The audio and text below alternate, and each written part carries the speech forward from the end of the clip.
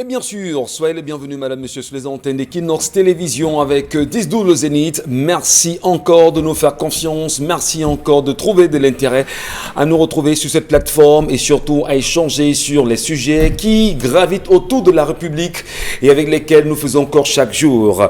Attention, madame, monsieur, augmentation. Nous acheminons-nous justement vers une énième hausse du prix de la bière au Cameroun. Et d'ailleurs, selon des organismes bien connus aujourd'hui, mais surtout des associations qui militent en faveur des consommateurs, ils disent justement que dans l'avant-projet de loi de finances pour 2021, on penserait bien évidemment dans cet avant-projet à l'augmentation du prix de la bière et une augmentation des taux de précompte sur achat des bières produites localement. Comment le dire? Les Camerounais devront-ils encore dès 2021 penser à augmenter un tout petit peu justement de leur prix ou de leur monnaie sur le coût d'achat de la bière au Cameroun? Comment les Camerounais perçoivent-ils justement cet avant-projet de loi de finances qui resterait bien évidemment d'entrer en cours dans les mois à venir et qui serait bien sûr débattu par les députés de la nation? Comment l'expliquer? Comment bien sûr penser à cela? Et aujourd'hui, on parle encore de la libération du peuple camerounais et la question évidente qui depuis ce matin taraude nos esprits, c'est de savoir est-ce que le peuple camerounais lui-même est conscient des nombreuses batailles qui sont menées pour lui aujourd'hui? Est-ce que les Camerounais sont eux aussi conscients ou du moins se retrouvent-ils réellement dans les batailles qui sont menées pour la libération du peuple camerounais? Le peuple vit-il toujours dans la zombification ou pas? Peut-il se libérer? Si oui, comment et par qui? Devrait-on forcément attendre un Messie ou le peuple devrait-il réellement prendre son destin en main? Question de décider de ce qui sera son lendemain. Et vous le savez, en ce moment, ça parle beaucoup sur les réseaux sociaux, une espèce de gouvernement qui serait en train d'écumer les plateformes aujourd'hui sur la toile. Qui a balancé le nouveau gouvernement de Paul Biya dans la rue? Qui sont ceux qui essayent de manipuler la conscience nationale et internationale? Pourquoi justement basculer les ministres d'un poste à un autre? Et si ce document qui fait le tour de la toile aujourd'hui était vrai, qui est derrière, tapis dans l'ombre et qui tente justement de manipuler les Camerounais? Madame, messieurs, ça fait bien évidemment parler plus d'un Camerounais. Mais surtout, on va garder en esprit que l'impératif industriel du Cameroun est l'ouvrage qui a été remis lundi dernier au premier ministre chef du gouvernement Joseph Diongouté par le président du JICAM, M. Tawamba, qui revient sur ce qu'on appelle aujourd'hui le livre blanc de l'économie camerounaise, qui sera bien évidemment le fil d'Ariane pour repenser la relance de l'économie au Cameroun, projet sur lequel nous devons nous arrêter. Bienvenue à tous, bienvenue à vous, madame, messieurs. Le Cameroun nous appartient, ensemble nous devons le reconstruire. Charles Membachou, Bonbon Bengan Kandji, Dominique Audrey Oyengelek et Karine Santia, ensemble, nous serons encore là pour vous servir jusqu'à 12h. Bonjour à vous, bonjour Bonbon Bengan Kandji et bienvenue parmi nous ce matin. Bonjour monsieur Ngachou Numba, bonjour à vous chers téléspectateurs. 21 octobre 2020, ça fait 4 ans que la catastrophe des Eka a eu lieu. Ce 21 octobre 2016, c'était un vendredi. Un train en provenance de Yaoundé a déraillé. Beaucoup de morts, plusieurs morts, mais cela traduisait plusieurs choses au même moment. La qualité défectueuse, vétuste de nos rails, mais surtout les disparitions en vies humaines. Officiellement, on en a parlé de 79, mais plusieurs familles sont aujourd'hui restées sans avoir vu leurs bien-aimés. Mais qu'est-ce qui en est suivi par la suite? C'est la défection générale du gouvernement. Même la stèle prévue à cet effet n'a jamais connu une inauguration. Elle est même restée dans la broussaille jusqu'à aujourd'hui. Dernièrement, encore en octobre, un autre déraillement s'en est venu. Pourquoi continuons-nous à ne pas honorer nos ancêtres, surtout les disparus? Voilà comment le Cameroun se sombre définitivement et continuellement dans l'abîme.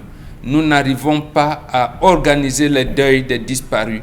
Et surtout, ce mépris volontiers que nous affichons face à ce qui nous arrive dit clairement que nous avons tourné le dos à Dieu. Et lorsqu'on tourne le dos à Dieu, ce qui reste de nous, c'est une société dans l'abîme.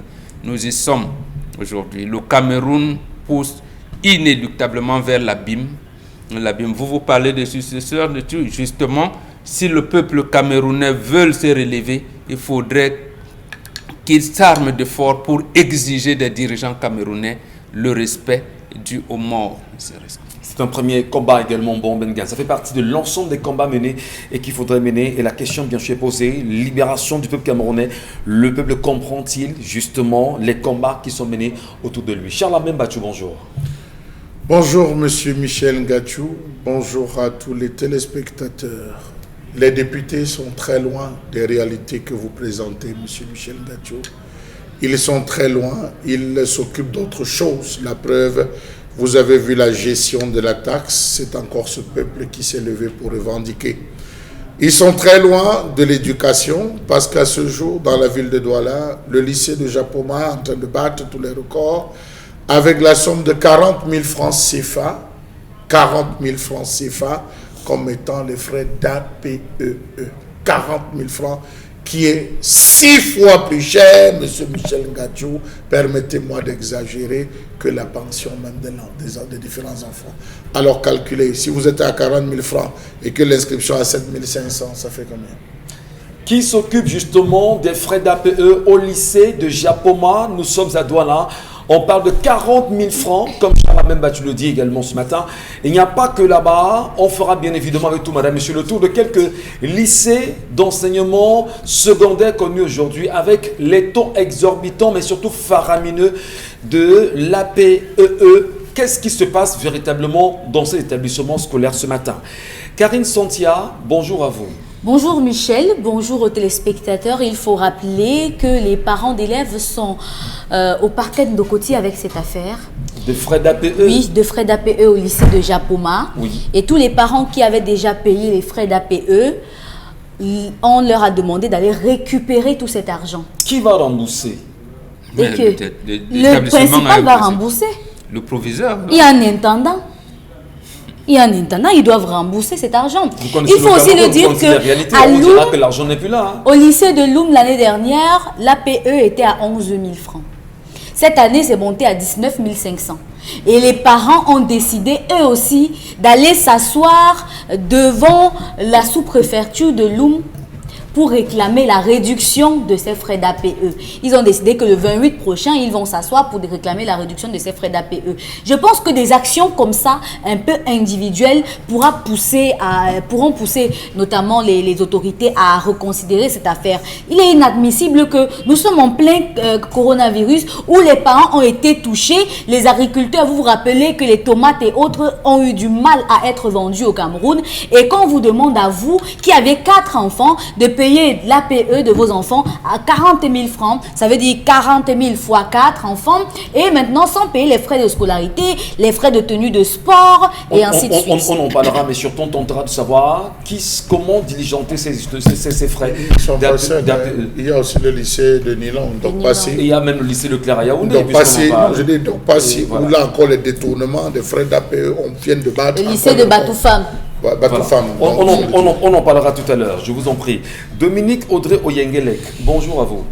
Bonjour Michel Ngachou, bonjour aux téléspectateurs. Ce matin, à la suite de Mbambok, parlant de la catastrophe des ECA le 21 octobre, il y a sensiblement 4 ans, si je ne me trompe pas, Mbambok, on nous a annoncé en 2018 la construction d'une stèle, la stèle du souvenir qui devait coûter 450 millions de francs CFA.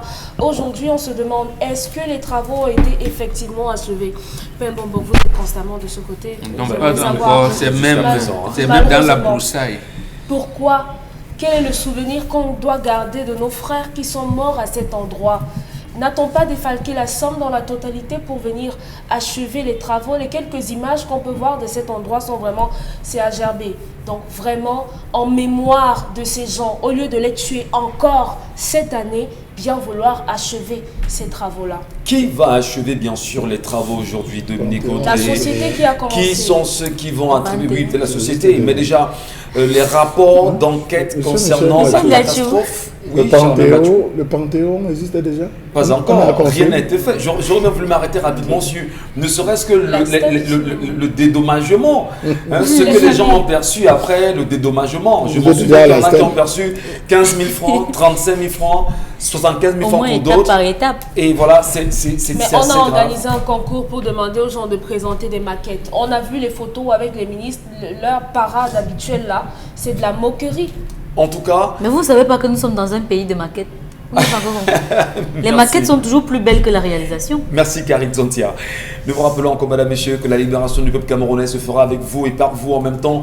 Qu'est-ce qu'il faut faire absolument pour que le peuple aujourd'hui puisse arracher sa liberté?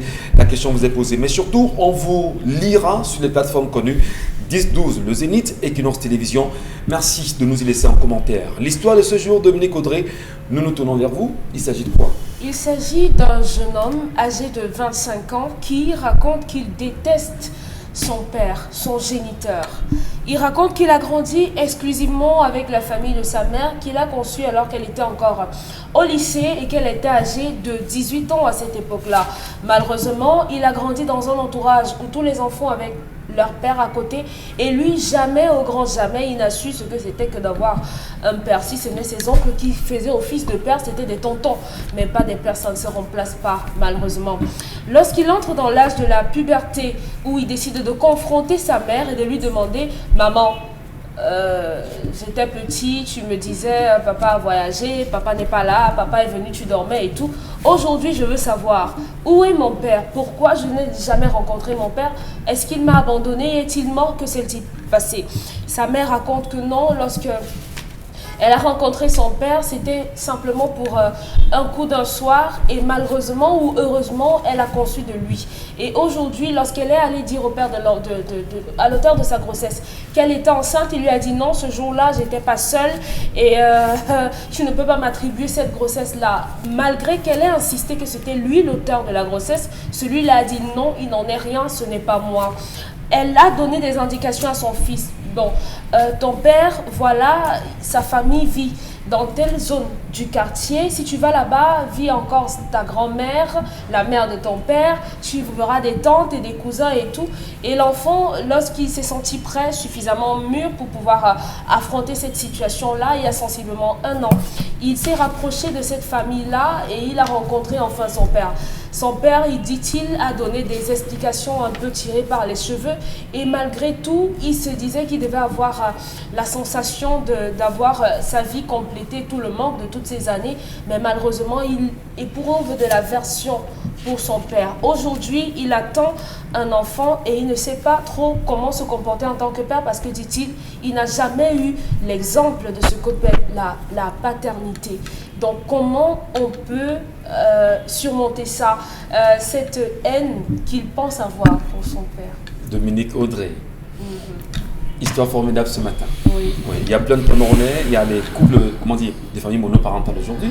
Oui. Il y a des enfants qui sont nés et puis père, beaucoup voudraient bien savoir qui est mon géniteur. Et beaucoup aujourd'hui de jeunes femmes se sont lancées dans la recherche de leur père. Vous voyez, on vous envoie des noms. Mon père a vécu ici, son village c'est tel, je ne le connais pas, je le recherche. Donc il faudrait peut-être qu'on ait une tribune où on va lancer des avis de recherche de nos pères. Peut-être. Alors l'histoire, vous nous la restituez effectivement. Le jeune garçon semble outré parce qu'il connaît quand même qui est son géniteur. Aujourd'hui, oui. Celui-ci refuse de le reconnaître comme étant son fils. Oui. Voilà. Qu'est-ce qu'il fait? Qu'est-ce qu'il doit faire? Vous en tant que maman, vous en tant que sœur, vous lui direz quoi? Qu'il laisse tomber. Qu'il laisse. Si 25 ans après, et malgré qu'il ait entrepris toutes les démarches pour que ce père-là finisse par l'accepter et que celui-ci persiste de le renier, mais vous n'allez pas le forcer. Vous avez fait ce que vous aviez à faire, tout simplement. On ne peut pas contraindre quelqu'un à vous aimer, si ce n'est à vous respecter, oui, mais vous aimer, non. Vous ne pouvez pas avoir ce pouvoir de décision sur les gens. Donc, pour l'enfant qu'il va avoir, il faudrait qu'il se construise lui-même, qu'il bâtisse le modèle du père qu'il veut être pour son enfant, qu'il aide au maximum l'enfant qui va naître, qu'il soit un exemple du point de vue moral, qu'il soit une personne sur laquelle on n'aura rien à redire. Et comme ça, l'enfant que lui, il attend aujourd'hui pourra être fier d'avoir un père comme lui, un père qui a des valeurs, un père qui a des principes, un père qui est responsable. Donc, à son tour, il faudrait qu'il soit un homme responsable de tous ses actes. Est-ce qu'il a le droit de détester son papa aujourd'hui, son géniteur? Je ne sais pas si on devrait poser la question comme ça. Parce qu'à un moment donné, le monsieur en face vous dit « je ne vous reconnais pas comme étant mon fils ». Moi, je vous dirais que est-ce qu'on a le droit d'aimer quelqu'un? Si. Ça veut dire qu'on peut avoir le droit de détester également. On n'a pas le droit de détester. Ce droit-là est écrit où? C'est écrit où? On doit aimer. On prône l'amour, on ne prône pas la haine. Non. Bon, peut-être, je crois que dire que détester, c'est un bien grand mot. Détester, c'est un bien grand mot, mais il n'éprouve rien pour cet homme. À une époque, on a eu un chanteur d'origine africaine, français, Singila notamment, qui chantait mon père et tout, il m'a abandonné, gna gna gna gna, je voulais qu'il souffre et tout. Et lorsqu'il est mort, il s'est rendu compte qu'il aimait son père. Donc, généralement, comme disait Amadou Koumba dans un de ses livres, l'on ne connaît l'utilité des fesses que quand vient le moment de s'asseoir. Peut-être c'est s'il perd son père qu'il se rendra compte qu'en fait, il ne le détestait pas. Il l'aimait, mais d'une autre façon. Tout ce que le jeune homme veut, et ça, je m'adresse aux hommes qui ont la faculté, l'attitude et l'habitude de renier les enfants, de renier leurs responsabilités lorsqu'ils s'engagent. Parce qu'on sait tous que aller au lit avec une femme sans se protéger, c'est l'une des potentielles conséquences à avoir un enfant. Donc, lorsque vous prenez sur vous d'avoir ce genre d'activité, vous pouvez être à même d'être le père. Et c'est la mère qui décide de qui est le père de cet enfant. Attends, la mère décide ou la mère sait qui est le père de l'enfant? Elle peut décider. Elle peut savoir que ce n'est pas vous et elle décide que c'est monsieur Mbachou. C'est dangereux. Qui en est le cœur. Toujours moi la victime, c'est ça. Malheureusement. Donc ce garçon, il faudrait qu'il laisse. Vous ne pouvez pas forcer votre père, à moins que vous vouliez aller faire un test ADN pour lui prouver. Et lorsque vous l'aurez fait, il vous présentera ses excuses. Donc ça ne servira pas trop à grand chose parce qu'il vous aimera seulement sur la base d'un papier. On peut également on dit plein de choses quand même sur la mère aujourd'hui. Qu'est-ce qui s'est passé réellement? Sur les hommes qui abandonnent les femmes enceintes. Effectivement. Qui renient, commencez par là. Comment expliquer? Oui, je suis totalement d'accord avec vous, hein, parce qu'on n'accepte pas que l'on abandonne les enfants une fois avant enceinté la fille ou pas. Mais maintenant, il faut quand même se questionner. Karine Sontia, comment on devait déjà apprécier d'abord l'attitude de la maman, hein? Si le papa lui a dit à un moment donné, si c'était le coup d'un soir, mais apparemment je n'étais pas seul, n'a-t-il pas le droit de douter? Ils doutent tous, même quand vous êtes mariés. Même quand vous êtes seul, ils doutent. Vous vous reconnaissez là? Non, c'est ça. Sa réponse cinglante. C'est violent ça. D'accord, on vous écoute Karine. Ils doutent tous, même quand vous êtes mariés. Hein. Ils doutent tous. Je ne sais pas pourquoi ils doutent, mais je pense quand même que ça dépend aussi des personnes qu'on a en face de nous. Vous pouvez être vraiment sorti pour un soir et après ça décroche sur une grossesse. Vous pouvez même être seulement des amis et puis vous avez décidé ce jour-là de vous mettre bien et puis ça décroche sur une grossesse. Maintenant, sachant que vous êtes déjà en relation avec quelqu'un, il peut douter du fait que c'est certainement pas lui le père. Mais après, je pense que lorsque quelqu'un vient vous dire que c'est vous le père, tout de suite là, si vous n'étiez pas préparé à être papa, vous allez toujours réagir en disant que comment ça? C'était quand? Est-ce que c'est moi? Je ne suis pas sûre. Et maintenant, c'est après qu'on voit le comportement de la personne. Vous laissez peut-être du temps à la personne, 2 semaines, 1 mois, 6 mois, l'enfant naît. Parce que c'est quand vous portez l'enfant dans vos bras que vous êtes capable de dire que c'est le mien. Parce qu'il y a un sentiment qui vous anime au moment où vous l'avez dans vos bras. C'est-à-dire que vous sentez tout le poids de la responsabilité que vous avez à présent envers cet enfant. C'est là où vous vous dites que, c'est mon fils. Parfois, ce n'est même pas vraiment votre fils. Mais cette responsabilité que vous avez ressentie au moment-là vous rassure du fait que c'est vraiment votre enfant. Donc vous pensez que ça peut ne pas être son fils? Ça pouvait ne pas être son fils? Ça peut ne pas être son fils? C'est son fils. Bon, si la maman, après 25 ans, rassure que c'est lui le père, elle a dit au départ et aujourd'hui elle a la même parole, il faut quand même qu'il arrête aussi de se détacher de cela. Peut-être qu'au départ on aurait compris que s'il était un homme marié, il ne voulait pas que quelque chose gâte son mariage, ou alors que la famille n'aurait pas accepté un enfant peut-être de cette femme ou de ce genre de famille, je ne sais pas trop. Mais aujourd'hui à 25 ans, quand c'est l'enfant généralement qui vient vous chercher, il y a une honte qui anime le père en question. quand c'est l'enfant qui vient vers vous, il y a d'abord un sentiment de honte qui anime. Maintenant, après, il y a la célébration parce qu'on a réussi à se réconcilier, à faire table rase du passé et à dire qu'aujourd'hui, on reprend les choses où on n'aurait jamais dû les arrêter. Donc vous dites également ce Donc garçon qui... aujourd'hui, le garçon dit qu'il ne sait pas comment il va être un père. S'il vous plaît, si vous réussissez à trouver le manuel comment être un père, achetez-le. Il y en a? Je ne sais pas, je dis si. Maintenant, si vous ne le retrouvez pas, vous serez un père quand vous allez tenir votre enfant dans les bras. Ce jour-là, vous saurez que cette petite créature ne dépend de vous. Et qu'à présent, vous êtes responsable du bien-être de cet enfant, de son sourire, de ses larmes, de son éducation, de sa vie en général. C'est un poids que Dieu vous donne. Donc, vous avez la responsabilité d'être un bon père. Et vous n'allez pas devoir apprendre quelque part comment faire. Au fur et à mesure, vous apprendrez et vous grandirez avec votre enfant. Vous avez mentionné un petit point là tout à l'heure. Si ce n'est que lorsque vous portez l'enfant, qu'il soit le vôtre ou pas, que vous saurez si vous l'aimez ou pas. Mais à un moment donné, est-ce que vous croyez que les mamans, sans jeter le propre sur certaines femmes, ne sont toujours pas sincères quant à la déclaration de qui sera le géniteur de l'enfant qu'elles peuvent ou qu'elles pourraient porter? Je le dis bien, il y a des moments où les femmes le font. C'est-à-dire que... C'est quoi l'intérêt? Cette femme ne l'a pas fait. Oui, ça peut être, voilà. Ça peut être quoi l'intérêt? L'intérêt pour certaines femmes, c'est que dans sa tête, elle avait choisi le genre de père qu'elle veut pour son enfant. Et puis, malheureusement, elle tombe sur la mauvaise personne et elle décide d'attribuer la paternité à une autre personne. Ce que je n'encourage pas. Il faut quand même connaître ses origines avant de ne pas en être fier. Oui. Il faut d'abord connaître ses origines avant de ne pas en être fier. Donc, ce que je vais dire à ce garçon, c'est... Il n'y a pas un manuel qui va lui dire fais ça à tel moment, fais ça à tel moment. Il sera papa tout simplement. Et après, chaque fois que son enfant fera une action, il apprendra. Chaque fois qu'il sera face à son enfant par rapport à une situation, il apprendra. Il apprendra peut-être un jour à changer le biberon. Il apprendra un jour, par exemple, à accompagner l'enfant à l'école. C'est tout seul qu'il le fera. Il y a des jeunes aujourd'hui qui, à 17 ans, deviennent papa sans avoir eu de père, par exemple. Mais ils grandissent avec leurs enfants. Il y a des jeunes aujourd'hui qui ont été élevés par grand-mère, toute seule parce que grand-père était décédé et maman elle-même ne vivait plus.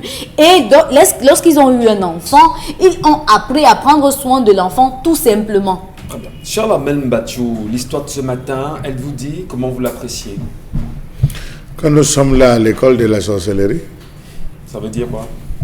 Oui, nous sommes à l'école de la sorcellerie, que nous avons une maman qui s'est inscrite et elle est en classe de terminale, M. Michel Ngachou, à l'école de la sorcellerie, avec un fils qui est en 6e. Il est en train de s'inscrire parce que la logique, c'est que le fils est en train de vouloir dire qu'il risque de faire comme son père, puisqu'il ne connaît pas. Il va prendre l'enfant pourquoi? Il va faire comme son père. Et il est en train de détester son père. Donc son propre petit-fils, son propre fils va aussi le détester comme lui, il a détesté son père. Si vous rentrez dans les principes de famille, vous allez vous rendre compte qu'il y a des familles comme ça où on se déteste de génération en génération, mais on vit en famille. Non. Monsieur Michel Ngachou, je crois que la première chose, lorsqu'un homme refuse la paternité, il y a des personnes qu'on contacte, puisqu'elle connaît la famille. Il y a des personnes qu'on contacte, il y a des personnes avec qui on discute, notamment les femmes, les jeunes sœurs avec qui on cause en disant « ton frère est en train de refuser la grossesse, mais c'est sa grossesse ». Moi, je vous dis, c'est sa grossesse. Je suis venu juste te dire, je ne suis pas loin, j'habite à tel. Quand l'enfant naît, on fait venir les sœurs. Même si l'homme ne vient pas, on fait venir les sœurs. On va vers les tantes en disant, oui, si vous-même vous me dites que ce n'est pas votre enfant, j'accepte que je pars. Voici l'enfant porté. Les femmes de la famille portent l'enfant, commençant par les orteils. Elles montent sur les formes des pieds, les déviations du talon. Le talon, la forme du talon, c'est unique à toutes les familles. La forme du talon. On remonte sur la constitution des genoux, du tibia. On évolue jusqu'à la tête, M. Michel Ngachou. Et on finit par la qualité des cheveux. La qualité des cheveux, parce qu'on connaît, il y a des familles où tous les enfants qui naissent avec des cheveux bouclés, soit naissent avec des poils comme les cèdres. Il y a ça, on a encore regardé, c'est la tête de chez nous. Donc voilà la première procédure qu'elle aurait entamée. Elle n'a pas entamé cette procédure. Deuxième chose, M. Michel Ngachou, lorsqu'on va établir le nom, on porte le nom du père sur l'acte de naissance. Est-ce qu'elle a mentionné le nom du père sur l'acte de naissance? Non, certainement, elle a mis son père à elle. Elle a mis, parce que là, en principe, l'enfant revient à son grand-père. Mais parce qu'il y a conflit, et pour laisser une traçabilité, on met le nom du véritable père là-dessus, M. Michel Ngachou. Aujourd'hui, on marque très souvent père non reconnu. Hein. Non, ça n'existe plus. Ça fait depuis au moins 5-10 ans qu'on a interdit ça. Cette enfant avait 5 ans. Cette enfant avait interdit ça. Donc, M. Michel Ngachou, à 25 ans, c'est encore père non reconnu. M. Michel Ngachou, on mentionne le nom du père sur l'acte. Effectivement. Et on fait une copie qu'on peut remettre en disant, gardez dans vos archives, on ne sait jamais, sachez que vous avez un enfant quelque part. Voici les méthodes qu'on utilise lorsqu'on se retrouve dans une zone de conflit. Est-ce que la mère l'a fait? Non. Et je chute par là. Vous avez aujourd'hui des jeunes femmes, parce qu'elles croient qu'elles travaillent, parce qu'elles pensent qu'elles ont un peu d'argent, parce qu'elles épousent la logique et la doctrine, entre guillemets, pernicieuse de Dominique Audrey. L'homme c'est quoi? L'homme peut faire quoi? Il arrivera toujours un moment où l'enfant va vous affronter, en vous demandera où est mon père. Cette phrase, que vous le vouliez ou non, même dans votre tombe, je connais des jeunes filles qui chaque jour vont insulter leur maman sur la tombe. Oui, je vous dis en disant, pourquoi tu es décédé sans nous montrer le papa? Parce que la fille a appris bien après que la maman connaissait, et elle connaissait là où il habitait, et elle n'a pas voulu montrer à son enfant. Non, n'entrez pas dans le conflit. Oui, je sais que je vais vous relancer. Oui. Comment est-ce qu'on encadre justement ce type d'enfant qui peut ne pas connaître son père? Maman aime un peu ignorer vraiment. Non, maman n'ignore pas. Maman connaît. Maman n'ignore pas. Maman connaît. Si c'était une auberge, elle connaît l'ami. Elle connaît. Les mamans connaissent, M. Michel Ngachou. Il y a des mamans qui portent le vice tellement loin qu'elle dit, pour faire mal, je vais mourir. Le gars là ne va pas voir. Elles font oui, les femmes, elles ont un vice très fort, M. Michel Ngachou. Quand la femme veut faire le mal, même le diable prend le cahier pour écrire. Je vous assure, il faut faire très attention. Donc voilà donc ce garçon qui va souffrir. La maman n'avait pas besoin de lui dire. Elle a tué son enfant pour une deuxième fois en lui disant c'était le coup d'un soir. Ça ne se dit pas. Ça ne se dit pas, M. Michel Ngachou. La maman est là pour vanter. Tu as un père fort, ton père est un guerrier, ton père est un combattant. C'est vrai qu'on s'est rendu, on a été ensemble une soirée, c'est vrai qu'il y a eu le doute, après ton père est parti. Tout homme à sa place aurait émis des inquiétudes ou des... C'est ça que la mère doit dire à son garçon en lui disant, va rencontrer. Parce que je vais vous dire, une chose est sûre, c'est qu'au détour d'un bar, il va se rencontrer avec son père et son père va lui dire, comme tu vois là, voilà ce que ta mère avait fait, voilà. L'enfant à cet âge va se retourner contre sa mère et je ne suis plus sûr qu'elle pourra le récupérer. Alors, Mbombo Bengan Kandji, sur une histoire comme celle-ci, justement, ce matin, il y a quand même un enseignement à tirer. Est-ce qu'il serait opportun d'appeler les enfants à avoir une belle attitude lorsqu'on veut connaître qui est papa? Est-ce qu'il est également important d'inviter les mamans à être un peu plus regardantes, peut-être en épousant les conseils de Charles Amène battu ici sur le plateau? Qu'est-ce que vous vous dites justement sur cette histoire? Non, il y a beaucoup d'enseignements à tirer. D'abord, le premier enseignement qu'il faut enlever, qu'il faut retirer pratiquement, il faut condamner, c'est l'attitude de la maman. On ne dit pas un enfant tel au cours d'une soirée. Ça veut dire quoi? J'ai pas aimé votre papa. Voilà, c'est ce que ça veut dire. Oh, on ne peut pas, on n'est pas dans cette stature-là. Vous ne l'avez pas aimé, vous avez un enfant de lui. Qu'est-ce qui a suivi pendant la durée de la grossesse, la naissance de l'enfant et tout? Première chose. Deuxième chose, une fille qui accouche avant d'aller en mariage, cet enfant appartient à son papa. Oui. Donc, même si le garçon en question venait à épouser la fille, vous dotez deux personnes. Vous dotez et la fille et votre enfant. Là, c'est sur le plan du principe africain. Maintenant, il y a également, parce que l'histoire nous rapporte le cas de garçon qui a refusé. Deux personnes, c'est-à-dire que si vous avez un garçon, vous dotez si l'enfant c'est un garçon, vous dotez le garçon. Oui, absolument. Puis l'enfant appartient à son grand-père. Il n'y a pas également une vis là? Il n'y a pas une vis de tampon? Non, parce que justement, dans la tradition, il y a ce qu'on appelle les temwele, c'est-à-dire qu'on légitime un enfant. Oui. Vous avez fait l'enfant avec ma fille, cet enfant, je romps le cordon qui le lie avec vous. Et l'homme, s'il revient vous revendiquer comme son père, il meurt. D'accord. Il meurt, il va mourir. Donc, il saura que j'ai un géniteur, mais avec qui je n'ai plus de lien. Précisément parce que la culture africaine qui est scientifique doit être liée avec tes ancêtres. Cet enfant sera déconnecté avec le papa qu'il a refusé. J'en connais encore ici à Douala en 2020. Et en ce mois d'octobre, il y en a, j'ai au moins 5 cas sous la main, où des garçons ont enceinté des filles, les ont abandonnées. Maintenant, les filles sont venues accoucher et il y en a un qui vient rôder. Il dit, je veux mon enfant. Non, je dis, ce garçon, vous n'avez pas votre enfant là. Vous n'avez rien du tout. Que doit-il faire? La fille, puisqu'il a renié la grossesse, la fille accouche, amène l'enfant auprès de son papa, dont le grand-père de l'enfant devient son papa. Et doit l'accompagner des rites.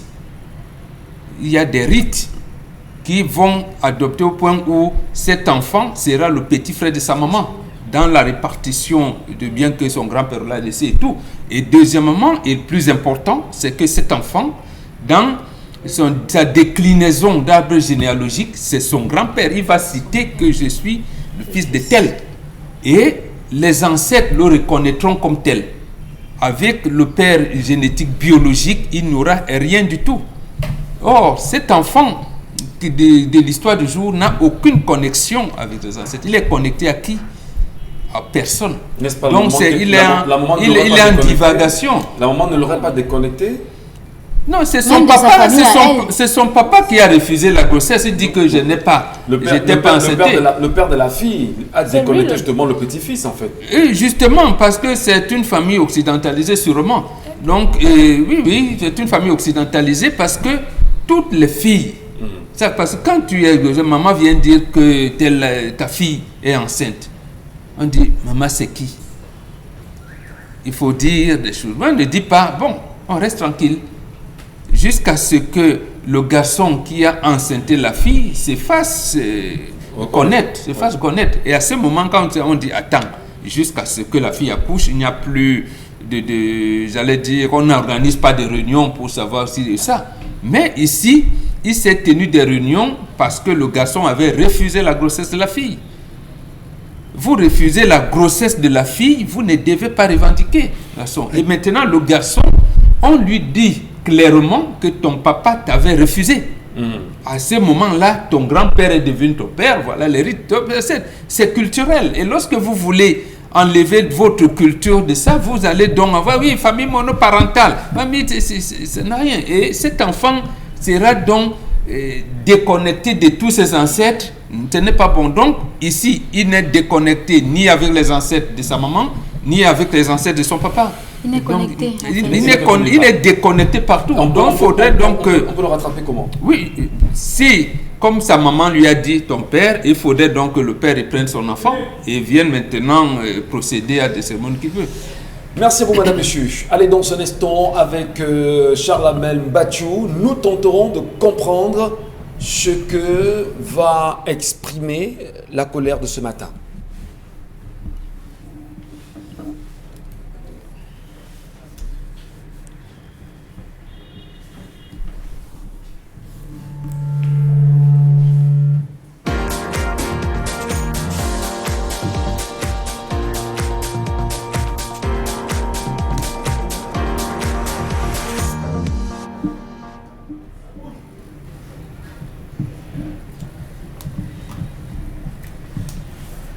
Je m'interroge ce jour sur la question de la détention administrative au Cameroun. Détention administrative abusive, faut-il le préciser. Qu'est-ce que c'est que la détention administrative? Mieux, la garde à vue administrative, c'est quoi? D'où tire-t-elle son origine dans le code pénal camerounais? Quelles sont les infractions qui ouvrent sur la garde à vue administrative? Quelle est la durée de la garde à vue administrative? Telles sont les questions que ceux qui se trouvent derrière les barreaux depuis pratiquement 1, 2 à 3 ans se pose comme question. Savez-vous que la notion de détention administrative ou de garde à vue administrative n'est pas contenue dans la loi numéro 90, base 047 du 19 décembre 1990, relative à l'état d'urgence, ni dans celle numéro 90, base 054 du même jour, relative au maintien de l'ordre. L'un des textes en vigueur dont il s'agit est une loi relative au maintien de l'ordre, dit qu'il précise à l'article 2 que les autorités administratives peuvent prendre des mesures de garde à vue d'une durée de 15 jours renouvelables dans le cadre de la lutte contre le grand banditisme. Dans le cadre de la lutte contre le grand banditisme. D'où vient-il que vous avez un problème avec un chef-terre? Il déclare votre garde à vue administrative. Mieux, il l'ordonne. D'où vient-il que parce que vous ne vous entendez pas dans un village, dans un arrondissement, parce que vous avez dit au chef-terre, au gouverneur, au préfet, au sous-préfet, que ce que vous dites là n'est pas vrai, il demande au commandant ou au commissaire de vous garder. Dans la réalité camerounaise, tout est désormais assimilé au grand banditisme dans la conception de certains administrateurs civils, cela favorisé par le flou entretenu par les différents textes de la République sur les véritables contours de la notion de garde à vue administrative. Savez-vous que d'après ce code, à l'article 12, après l'article 2, seul le procureur de la République, le juge d'instruction ou la juridiction de jugement peuvent décerner un mandat de justice qui, entre autres, inclut le mandat de détention provisoire. Aucune initiative de ce type n'est ordonnée aux autorités administratives qui continuent à se référer à la loi du 19 décembre 1990 sur le maintien de l'ordre. Puis encore, comment comprendre cette obstination des chefs-terre lorsqu'on sait que l'article 746.1 du nouveau code de procédure pénale a tout tranchant stipulant que sont abrogées toutes dispositions antérieures contraires à la présente loi. L'article 2 précisant que le dit code est d'application générale sous réserve de certaines dispositions prévues par le code de justice militaire ou des textes particuliers. Comment comprendre l'abus d'autorité dont fait ses preuves certains chefs-terre dans ce pays? Allez dans les zones reculées, vous allez vous rendre compte que les prisons sont pleines parce que les chefs-terre abusent. Ils abusent d'un pouvoir. Comment comprendre que cette mesure soit appliquée en marge des prescriptions légales? Attitude qui finit par déboucher sur la détention arbitraire de ces détenus qui croupissent en prison de manière abusive et illégale et qui sont très souvent oubliés par l'administration pénitentiaire. Certains chefs-terre, par colère, par vengeance ou par mépris, se sont retrouvés à jeter certaines personnes dans des pénitenciers. Quelques semaines après, ils sont affectés, ils s'en vont sans se soucier du cas qu'ils ont laissé. Méchanceté quand il nous tient. Savez-vous que le nombre de prisonniers administratifs bat les records dans certaines régions du Cameroun? Monsieur le ministre de la Justice, savez-vous qu'il n'existe pas une main courante enregistrant les prisonniers du Ngomna? Mieux, toutes les gardes à vue administratives ne sont pas répertoriées. Posez la question aux avocats, ils vous le diront. On pourrait approximativement les estimer à 6 ou à 10% de la population carcérale dans certaines zones. Quel est le rôle trouble que jouent certains procureurs de la République dans cette affaire de garde à vue administrative? Descendent-ils encore faire le tour pour évaluer la situation dans les prisons? Comment comprendre que les détenus administratifs sont gardés dans les cellules au nom du grand banditisme et de l'ordre public alors qu'il n'y a rien à voir avec et le motif et l'action qui a été posée en avant? Comment comprendre que les autorités administratives, sous le prétexte du maintien de l'ordre, se laisse encore aller à des abus par une application orientée des dispositions légales en ordonnant des gardes à vue et des détentions administratives dans ce pays. Monsieur le ministre de la Justice, vivement libérez ces jeunes qui sont incarcérés de manière administrative, pour parler trivialement, parce qu'un sous-préfet, parce qu'un préfet, parce qu'un gouverneur serait entré en colère, en bisbille gombotique, bisbille de réclamation à la recherche du pouvoir, on est prêt à tout. Le dernier en date, cela s'est passé dans le Ndé, le dernier en date, où un jeune a bousculé un sous-préfet. Un sous-préfet. A-t-il eu mal? Le jeune s'est excusé, mais hélas, il a bousculé dans la foulée, parce que la cérémonie venait à peine de finir.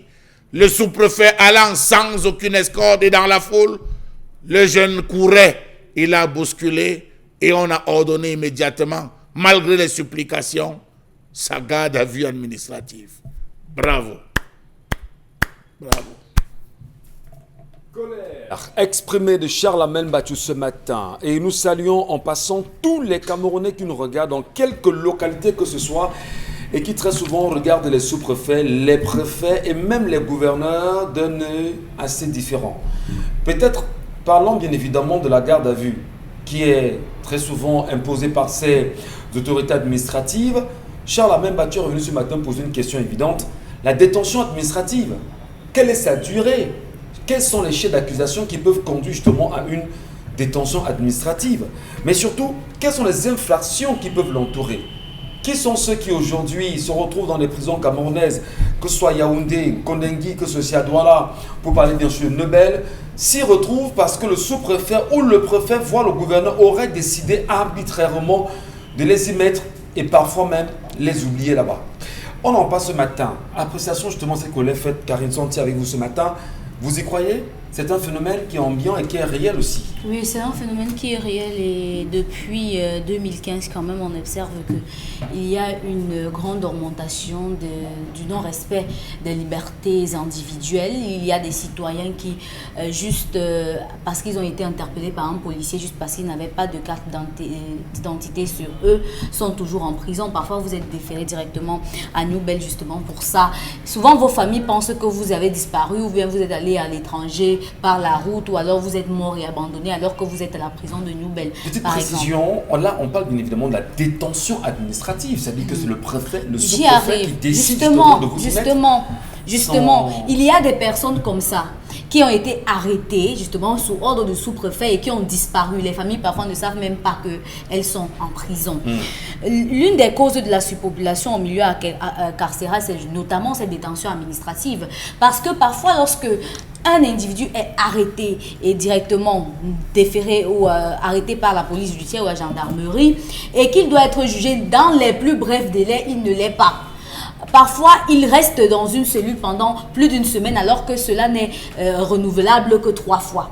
Vous voyez, il reste dans une cellule plus d'une semaine et après, il n'est pas jugé et directement, il est déféré à la prison. Il y a des Camerounais qui vous diront que depuis qu'ils sont là, ils n'ont jamais été jugés alors que c'est un sous-préfet qui avait décidé. Cette procédure notamment concourt à ce que les Camerounais aujourd'hui trouvent qu'avec 700 personnes qui devraient être à la prison, par exemple à la prison de Nouvelle, ils sont aujourd'hui à plus de 4000. La plupart d'entre eux sont sous le coup de la détention administrative. Alors qu'à la base, elle ne pouvait exister que dans le cadre du grand banditisme ou de l'ordre public. Et maintenant, puisqu'il y a des questions politiques et autres, on se cache derrière l'ordre public pour arrêter les gens et les enfermer directement. Parfois, ils sont abandonnés. Et lorsqu'on affecte, par exemple, le sous-préfet ou le préfet qui a ordonné l'arrestation, on oublie la personne qui a été arrêtée. Et c'est une question qui est forte quand même aujourd'hui. Lorsqu'on parle de détention administrative ou encore de garde à vue administrative, Charlemagne Bathiou, vous avez très bien fait justement de le préciser, soit détention administrative, soit garde à vue administrative, pour comprendre les définitions, de façon triviale. On l'a très bien compris. Alors, Dominique Audrey, lorsque le sous-préfet ou le préfet, voire le gouverneur, décide personnellement d'arrêter des gens, les mettre en prison, et que l'on sait que dans la loi, légalement, il peut le faire dans le cadre du grand banditisme, vous y gardez pendant 15 jours renouvelables. En réalité, c'est dire qu'il y a un abus quand même pour beaucoup aujourd'hui. Il y a effectivement pas un seul abus, des abus. Parce que lorsque vous parcourez le code de procédure pénale, on va aller un peu plus loin, je vais un peu sortir, avec par exemple l'utilisation des armes à feu lors de ce qu'on pourra appeler, ce qu'ils appellent généralement le trouble à l'ordre public. Oui. Ils n'ont pas le droit de tirer. On n'a même pas le droit de tirer en l'air. Ouais. On n'a même pas le droit de froisser un manifestant tant qu'il ne vous a pas touché. On tombe là au niveau des marches de juin 2019 pour vous suivre. Hein. Vous savez qu'il y a des manifestations, des manifestants du MRC qui avaient été arrêtés, dit-on, pour détention administrative. Pendant combien de temps ont-ils été retenus pour cette détention-là? Le problème aujourd'hui, le problème réel, c'est que les Camerounais, dans leur grand ensemble, nous avec, on n'a pas une maîtrise parfaite des juridictions. On n'a pas de connaissances juridiques. Voilà, c'est ce que je voulais dire. On n'a pas une connaissance parfaite des textes juridiques parce que lorsqu'on vous détient, lorsque vous estimez, par exemple, que votre détention administrative est abusive, le président du tribunal de grande instance, vous pouvez lui adresser une correspondance et lui, il est à même d'annuler cette... J'ai envie de vous dire, je n'accuse pas la République et ceux qui y travaillent. Oui. On est tous conscients des collisions qui existent entre les commissaires de police comment on dit ça, les magistrats aujourd'hui. On est tous conscients justement de ces réalités. Je ne dis pas que tous les magistrats sont comme cela, mais vous croyez véritablement que ce que vous demandez, le Cameroun dans lequel nous vivons, c'est possible? On peut le faire au Cameroun? J'ai un problème. Parce que même déjà, quand vous êtes détenu, vous demandez à avoir un avocat. Déjà, on vous interdit d'avoir un avocat. Et quand vous demandez justement, quand vous appuyez sur les textes, on vous dit, vous nous apprenez à faire notre travail. Comment vous dites ça? Vous pensez à quoi? Le problème avec cette question, Michel, c'est pas contre vous. C'est que lorsqu'on pose cette question, c'est comme pour dire, comme c'est comme ça, qu'est-ce qu'on peut faire? Il y a toujours quelque chose à faire. Je dis toujours qu'on a toujours le choix. Oui. On a toujours le choix. Si on accepte et on se dit, si on le fait, ils vont nous dire que, ou bien ils vont faire ça, on ne fait rien, et c'est comme engraisser un porc. Il va continuer de prendre du poids, ils vont continuer à asseoir cette autorité sur les détenus. On a la détention administrative aujourd'hui dans son ensemble, dans son grand ensemble, est un problème. Parce que 5% de la population carcérale vient de cela, de cette détention-là. Donc ça veut dire que Oyengelek est en train de faire sa lessive et par le plus grand des hasards, la femme du gouverneur passe dans sa voiture et Oyengelek a versé de l'eau ou bien éclaboussé la dame et bam! Tu sais qui je suis? On m'envoie au Newf et basta. Karine l'a mentionné, il y a des gens aujourd'hui dont on ne sait pas à quel endroit ils sont, simplement parce qu'ils ont hué au passage une autorité administrative et qu'on n'accepte pas ce manque de révérence, on vous enferme. Donc je pense que le problème, il faudrait, ces personnes en usent abusivement. Il va falloir qu'on le dit ici, qu'on revoie certains textes, certains articles du code pénal, oui, qu'on revoie et qu'on sache clairement, parce que grand banditisme, lorsque j'ai fait l'effort de recherche, ce sont des enlèvements, ce sont des attaques à main armée. Si on prend le cas du MRC, personne n'avait une arme, personne n'a été enlevé. Donc ça signifie quoi? Mais bon, ça entre dans l'ordre public dans ce cas. Oui, peut-être c'est dans l'ordre public. Mais si dans grand banditisme, ça n'entre pas. Il faut que ça entre quelque part. Bon, Bengal Kanji, comprenons, est-ce que les marcheurs du 22 septembre dernier, pour tous ceux qui sont aujourd'hui dans les tribunaux, devant les tribunaux, parce qu'il y a 107 qui seront bientôt devant le tribunal militaire, il y en a de plus de 500 qui y sont encore détenus, selon les chiffres justement déclarés des avocats du MRC. Est-ce que tous ceux-ci sont justement en détention administrative abusive? Dans ce cas, qu'est-ce qu'on fait? Donc, l'abus, de mon point de vue, c'est peut-être les conditions de détention. Maintenant, c'est l'autorité administrative et a le droit de mettre les gens en détention administrative et ils sont en détention administrative. C'est selon la loi 90/054. 22 septembre, 22 décembre. Non, les marches du 22 septembre dernier. Oui, nous avons vu le 20 octobre. Donc 2 jours, ça fera 30 jours. Oui, mais Non, la détention administrative, c'est 15 jours renouvelable. 15 jours renouvelables, autant de fois ou bien une seule fois? Non, renouvelable, c'est comme ça.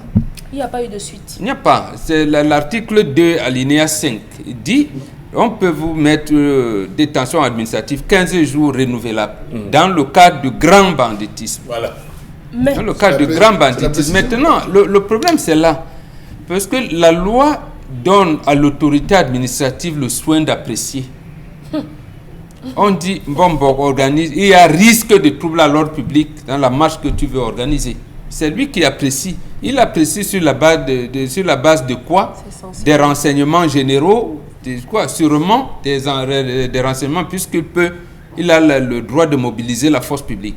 Maintenant, les renseignements généraux lui disent que cette marche-là risque de troubler. Maintenant, est-ce que ce trouble que ça risque de générer, c'est du grand banditisme? C'est quel genre de trouble d'ailleurs? Est-ce qu'on c'est les casses? Donc, c'est l'autorité administrative qui définit. Pense que peut-être vous allez casser, peut-être ça va énerver d'autres Camerounais qui risqueront de... Bon, le problème est là. Que veut dire grand banditisme? Mais ce qu'on a soupçonné au départ, c'est que les marches du 22 septembre dernier avaient pour but le chassement.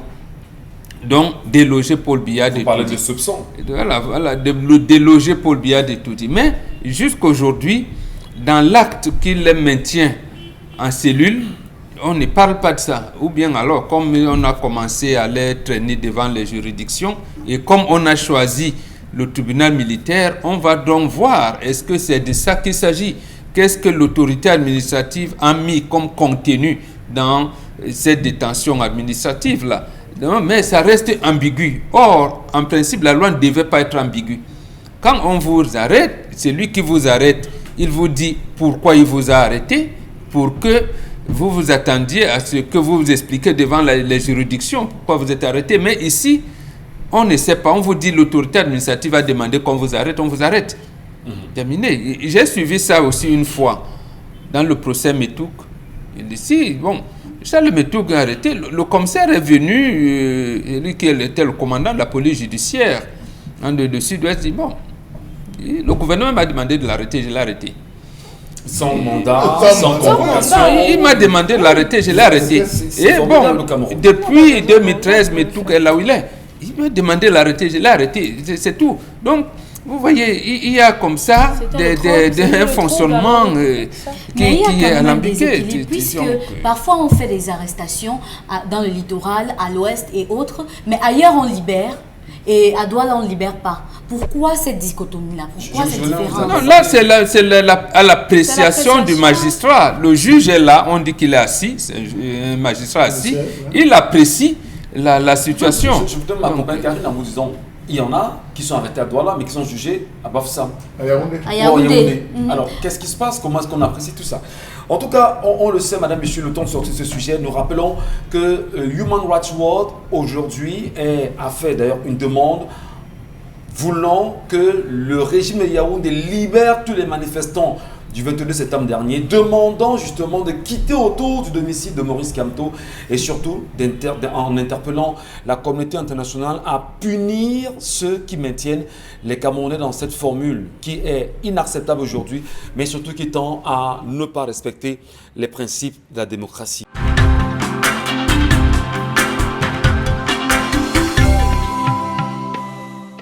Merci à vous, madame, monsieur. Bon retour. Encore, restez les nôtres sur les antennes Equinox Télévision et bienvenue avec 10-12 au Zénith 6 seulement si vous prenez l'écoute et le regard en ce moment. Merci de tenir vos télécommandes en main et bien merci encore à tous ces millions de Camerounais de l'étranger ou de ces Africains également qui trouvent du plaisir à mieux comprendre l'évolution du Cameroun, ses réalités et des sujets qui gravitent autour de cette nation qui nous est chère. Peut-être le temps de rebondir dans le sujet de la colère. Nous allons, madame, monsieur, nous poser encore des questions sereines autour de l'affaire qui défraie la chronique depuis quelques jours dans le Sérail et même au niveau national. Qu'est-ce qui se passe véritablement à l'hôpital central de Yaoundé? Où en est-on avec le couple Aroga Betchem? Selon des indiscrétions, une plainte serait bien évidemment adressée à ce couple aujourd'hui qui dit avoir perdu un enfant sur les jumeaux qu'il tenait, qui finalement aurait volé l'enfant ou pas. Pourquoi maintenant une plainte qui semble être une plainte qui contre-attaque? Finalement, que va dire et quelle attitude doit avoir le couple Aro-Gabé-Tchem? Que disent en même temps les associations de femmes aujourd'hui ou encore le peuple camerounais, madame, messieurs? Une question essentielle dans laquelle il va falloir être très prudent, mais surtout la scruter véritablement. On va également dire qu'en ce moment, il vient d'être convoqué à la police judiciaire à la porte 115, la porte 22, justement, ce 22 à la porte 115. Il s'agit bien sûr là de Roméo Dika qui est attendu pour être entendu. Finalement, va-t-il le dire exactement là-bas? Quelle est la procédure qu'il a entamée pour pouvoir voler les urnes, comme lui-même l'avait très bien dit, et donner de la victoire au RDPC dans certaines localités? Est-ce qu'on l'entendra véritablement? Pourquoi maintenant le convoquer alors que les déclarations datent des jours? Madame, Monsieur, le Cameroun nous appartient et comme on aime à le dire, ensemble, on doit le construire. Allons comprendre justement, je suis la même page avec vous, cet article justement 746 alinéa 1, bien évidemment, du nouveau code de procédure pénale, pour mieux saisir l'attitude aujourd'hui des administrateurs civils, qui pour la plupart sont des sous-préfets, des préfets, des gouverneurs, etc., et qui abusivement, on va dire, rentrent dans ce qu'ils appellent la détention administrative. Que doit-on faire pour les amener non seulement à rabaisser leur caquet et amener le peuple à prendre conscience de ce qu'il y a lieu de faire en face d'une initiative comme ça? Portez plainte, monsieur Michel Ngachou. Portez plainte. Traînez par devant les tribunaux. Traînez les préfets, sous-préfets, gouverneurs par devant les tribunaux. Vous vous sentez abusé, traînez-les. Vous vous rappelez l'année dernière, en 2019, vous savez comme vous les dossiers aujourd'hui, notamment au mois de novembre, monsieur Michel Ngachou, au mois de novembre, rappelez-vous, il y a eu un conflit de terrain, c'était dans le Noun, exactement, où le sous-préfet étant descendu, le monsieur s'est opposé en disant que c'est le terrain de son père. Il a sorti tous les documents, mais comme le sous-préfet avait perçu l'argent, devant sa femme et ses enfants, le sous-préfet a giflé ce monsieur. La gifle qu'il a donnée quand le monsieur a voulu restituer, la gifle parce que c'était dans le choc, les éléments ont maîtrisé et calmé la situation. Le sous-préfet en allant dit que mettez-le au frais. Après l'avoir giflé. Après l'avoir giflé devant la femme, il dit mettez-le au frais. On a mis ce papa au frais, il a passé toutes les fêtes de fin d'année au frais. On a même oublié. Alors, lorsque vous avez des autorités qui, au lieu de composer avec les populations, se retrouvent à s'éloigner des populations, monsieur Michel Ngachou, il faut se poser des véritables questions. Le sous-préfet qui arrive dans un arrondissement, on doit le voir lorsqu'il y a deuil. On doit le voir lorsqu'il y a réjouissance. Oui. On doit le voir lorsqu'il y a un cas grave. Mais je vous prends un cas, monsieur Michel Ngachou, ce n'est pas moi, ce n'est pas une publicité. Il y a un jeune garçon qui est décédé dans le Ndé à Banganté et un jeune garçon qui est décédé. Il était d'une serviabilité, c'était lui qui faisait. Je vous assure que si on vous montre ce qui défile au bal, est-ce que vous avez besoin d'avoir de l'argent pour vivre là? On les connaît dans les villages, on les connaît dans les quartiers, ces gens qui rendent service. Le sous-préfet doit être le serviteur de tous et non le servi par tous. Non. Mais vous avez ces personnes, vous arrivez pour un peu, et je l'ai assisté ici à Douala, monsieur Michel Ngachou. Il y avait un sous-préfet, lorsque vous arrivez, vous grondez un peu dans le service, ils sont, ils demandent, mettez-le au frais. Parce qu'un service ne vous a pas été rendu, vous commencez à vous plaindre. Ça veut dire quoi? Je suis ici depuis le matin, on dit, ah, tu viens de où? Chez moi, le homme là. Ici, c'est moi qui parle. Mettez cet individu au frais. Regardez de tels abus. Et ces abus sont, excusez-moi du peu, cautionnés par l'actuel ministre de l'administration territoriale. J'ai comme l'impression que c'est le ministre de l'administration territoriale qui donne quitus. Monsieur Michel Ngachou, on a eu l'époque des personnes comme Enoch Koyeb. Ceux qui ont connu Enoch Koyeb. En ce ministre. Ouais. Enoch Koyeb, lorsqu'il entendait, il y avait 20 qu'un sous-préfet avait osé lever le doigt. Vous étiez sanctionné. Je ne sais pas pourquoi des personnes comme celle-là ne peuvent pas revenir. Ben, il n'y a pas que Enoch. On a besoin. Je prends un exemple que je connais, monsieur Michel Ngachou. Ouais. Parce que c'est quelqu'un, lorsqu'il descendait même pour aller visiter Bafoussam, il s'arrêtait à la prison. il saluait le régisseur, il dit fais-moi voir les dossiers complets. Parfois, il l'organisait lui-même pour suivre. C'est ce qu'on appelle l'administration, suivre la territoriale, M. Michel Gadjou. Ce que nous sommes en train de vivre, des sous-préfets qui viennent parler les mains dans les poches devant des populations. Le sous-préfet qui vient vous dire, vous valez même quoi? C'est de l'abus. Et des abus, vous vous rappelez, M. Michel Gadjou, une image qui avait circulé sur les réseaux sociaux. Permettez-moi d'être divers parce que moi, on va aborder le fond. Vous voyez un sous-préfet qui entre, parce qu'il est entré dans une boîte de nuit. On libère la piste. J'ai dit un sous-préfet parce qu'il est entré. Et ça, il faut que le ministre attende à dire ça. Parce que le sous-préfet entre dans le seul snack bar du village. On dégage la piste. Il y a 4 gros bras qui serrent la piste de danse. Le sous-préfet, là, il danse seul avec sa compagne. Lorsqu'il est fatigué, il va s'asseoir, on ouvre la piste. Voilà le moboutisme. Et on paye encore la Voilà ce qu'on vit, M. Michel Gadjou. Tentez de vouloir gueuler un peu, vous êtes mis au frais. Donc voilà un peu des petits dieux, des petits roitelets qu'on a essayé de créer. On a créé ces roitelets qui aujourd'hui décident de vous. Et vous l'avez suivi, la dernière image. Paul Biya à Yaoundé, moi je suis ici. C'est pas moi, c'est le prophète de Bamoukoum qui a dit Paul Biya à Yaoundé, moi je suis ici. Donc Paul Biya est roi là-bas, moi je suis roi ici. De telles expressions, comment est-ce qu'un ministre de l'administration territoriale peut laisser encore? Si ce n'est pas une histoire de réseau, si ce n'est pas une histoire de complicité, M. Michel Gadjou. Et des abus sont venus. Vous allez à la prison de Nebel, des abus sont comme ça, vous allez voir des abus administratifs. Il faut les libérer.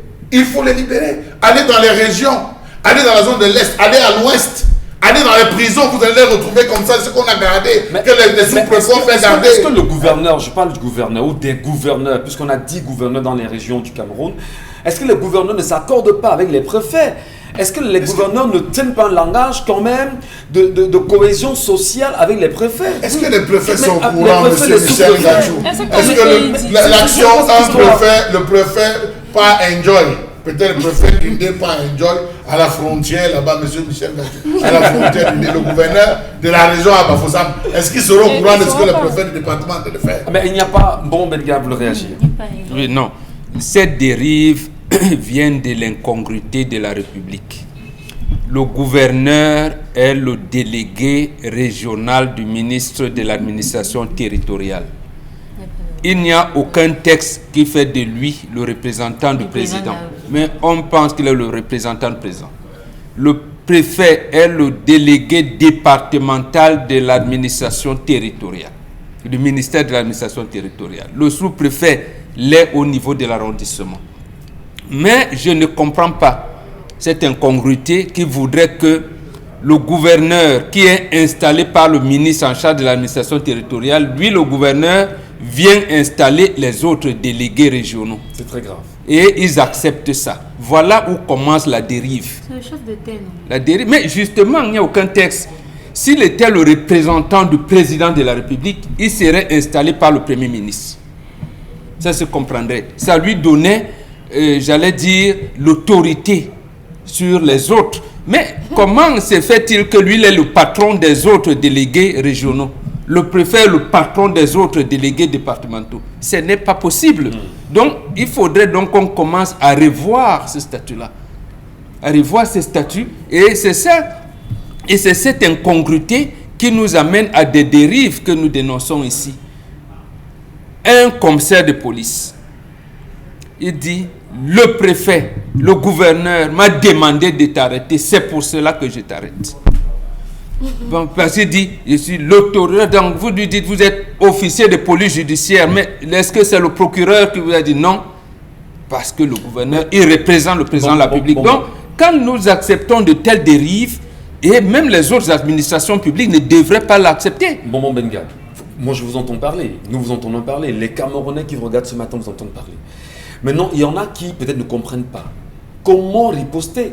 Comment faire valoir son droit? Charles Amé a demandé qu'on les traîne devant les juridictions compétentes. Est-ce que tout le monde a les moyens nécessaires pour les traîner devant les juridictions? Le Cameroun qui est devenu une niche, comment on dit ça? On sait comment il y a des collisions, des complicités pour pouvoir nuire aux Camerounais. Ça ne repose-t-il pas le problème réel de la libération du peuple camerounais dont nous parlons ce matin? Et tout à fait, mais on commence d'abord par entrer là où il y a les contradictions. Je vais dire ceci. je pense qu'il y a une centrale syndicale du secteur public. Il y a des ONG qui doivent commencer cette sensibilisation-là pour dire, par exemple, aux délégués régionaux de l'énergie ou aux délégués régionaux des travaux publics que le gouverneur n'est pas votre patron. On va dire que c'est la... Oui, mais justement, il faudrait donc que c'est ça qui commence. Maintenant, quand vous avez donc un ministre comme Paul Atangandi, qui lui, il s'engouffre là-dedans, il va dire au préfet, au gouverneur, aux autorités administratives, vous avez le pouvoir, utilisez ce pouvoir-là. Et là, les abus iront grandissant. Iront grandissant. Donc, il faudrait que les éclairés, comme vous commencez à le dire, en disant que le gouverneur ne m'installe pas. Si le gouverneur a été installé par son ministre, moi c'est mon ministre qui viendra m'installer. Peut-être la chef Irène Evina d'ACAP Campo, vous avez entendu, lorsqu'elle a dit justement au sous-préfet, vous n'êtes pas mon supérieur hiérarchique, vous êtes mon collaborateur. Peut-être faudrait-il maintenant que les populations commencent à dire... Non, il faudrait qu'il y ait un début. C'est-à-dire que les ONG, les autres associations, c'est eux qui portent, qui commencent d'abord à porter. Parce qu'en fait, lorsqu'on dit qu'il faut dénoncer tout ce qui est contraire aux intérêts des populations, c'est porté par un groupe.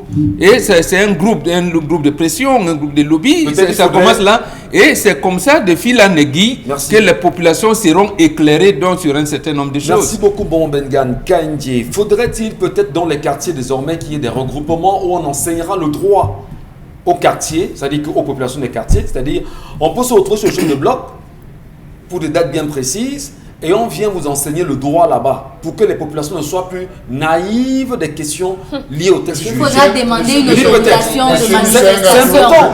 Il faut enseigner la population, il faut éduquer le peuple quand même. Oui, Charles, même je vous réponds tout de suite en disant qu'il n'y a pas longtemps, on avait, je pense, Karine Sontia, qui nous avait fait voir une bout d'émission où on disait, on était Emmanuel Macron, de bête, c'est pas moi, vous avez ramené ça, c'était une émission où on disait que quand quelqu'un est taré, il va faire l'effort de nommer des crétins.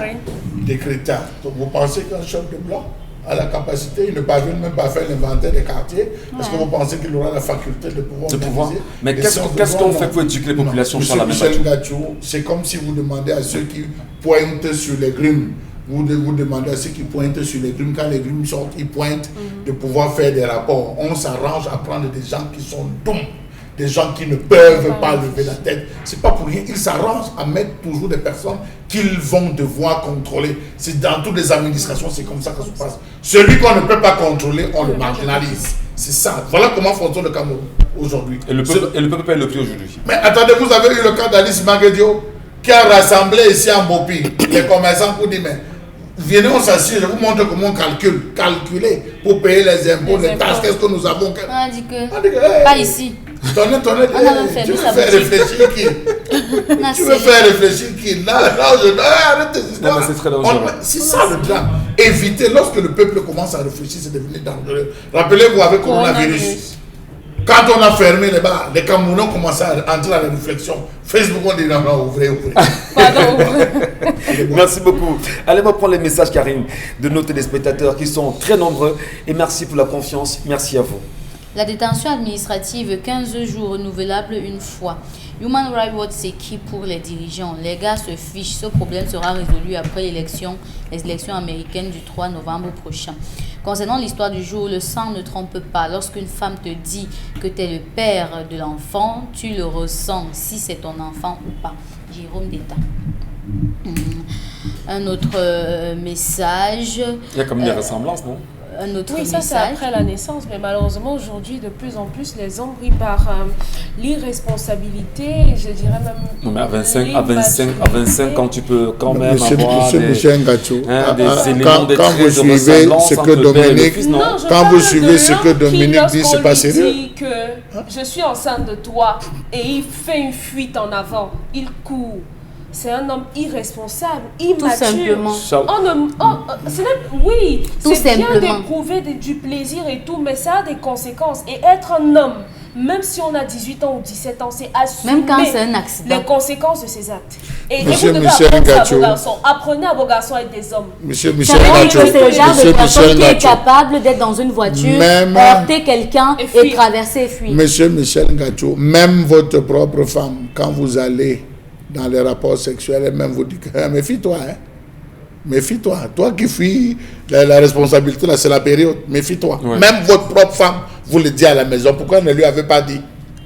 Elle est passée Vous par- aimez toujours jeter les fautes sur les hommes. Les hommes sont mauvais, les hommes sont des amis. Elle ne peut pas calculer sur sa période. Elle n'était pas sa femme. Elle n'était pas sa femme. Et elle, justement, Elle a c'était dit, l'occasion. elle a C'était dit- l'occasion pour elle de savoir calculer. Elle a calculer dit- ses elle a menstruations. dit Les hommes que sont ceci. c'était- Les hommes sont cela. Elle a dit Calculez à vos son règles. enfant la vérité. On dit Vous au dites village, qu'elle ne devait pas dire la on dit au village vérité. que quand ta matière n'est pas aiguisée, n'est pas bon champ. Cette femme a dit à son Quand ta matière n'est pas enfant, aiguisée, cette n'est pas femme a bon dit à son enfant que c'était un coup d'un soir. Vous avez dit qu'elle ne doit pas J'ai dire. dit, Maintenant, vous dites oui. qu'elle devait dire au gars Oui. que non, c'est le moment où il va tomber. Nous, on a été Mais jeunes. non. Monsieur Michel Gachou, Vous quand vous tu le disiez. invitais une petite dans ta chambre, on était jeunes. Tu invites une petite dans ta chambre, quand elle te l'aube, Ils tu ne appelles se que sont gars, pas c'était le invités. mauvais jour.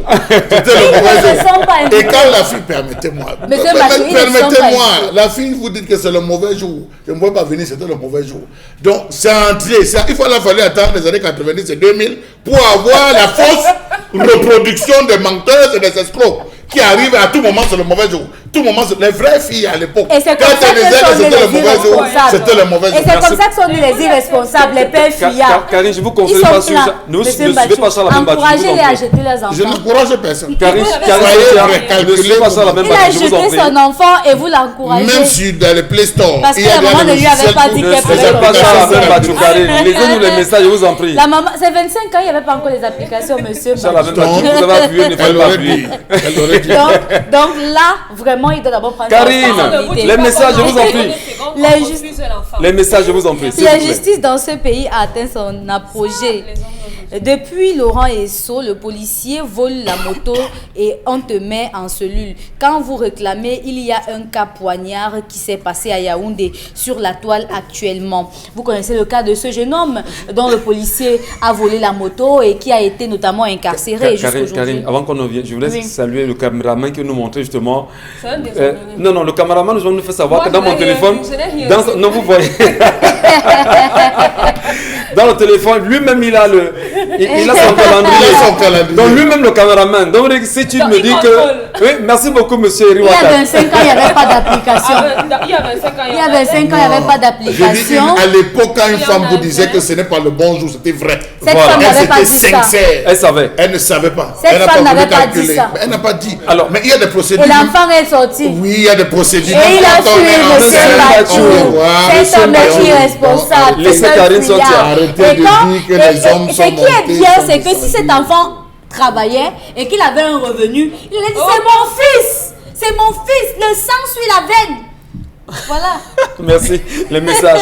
Et vous nous parlez d'un des messages qui. Oui, le message de ce... Vous vous rappelez l'histoire de ce jeune Effectivement. homme dont la moto a été volée par un policier et On qui est va aujourd'hui revenir sur ce incarcéré. sujet, c'est Justement, très important. On aura le temps d'en On parler. va montrer la preuve aujourd'hui que la police fait tout. La police vole une moto.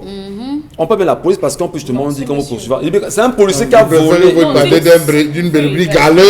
Parce qu'il salit le corps de la police. La police. Il salit le corps de la police. Donc on va dire justement que la police a volé une moto à un jeune. Lorsque le jeune se rend compte que sa moto est volée, il va porter plainte au voleur On qui lui est le remet d'abord policier. la moto.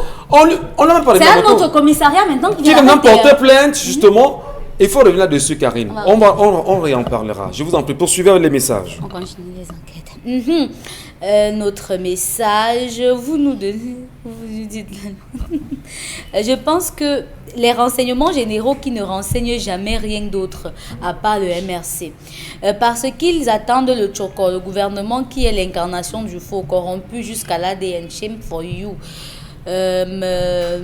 Concernant l'histoire du jour, l'expérience a toujours prouvé que lorsqu'un homme n'accepte pas une grossesse, l'enfant naît et est son portrait craché. Jus d'orange salé, peuple camerounais devant nous. Un autre message, ce garçon de 25 ans doit faire le test de paternité pour être sûr Il faut que que le c'est père- son vrai il faut que le père. père se Parce tourne qu'il y a encore. des mamans qui montent jusqu'à.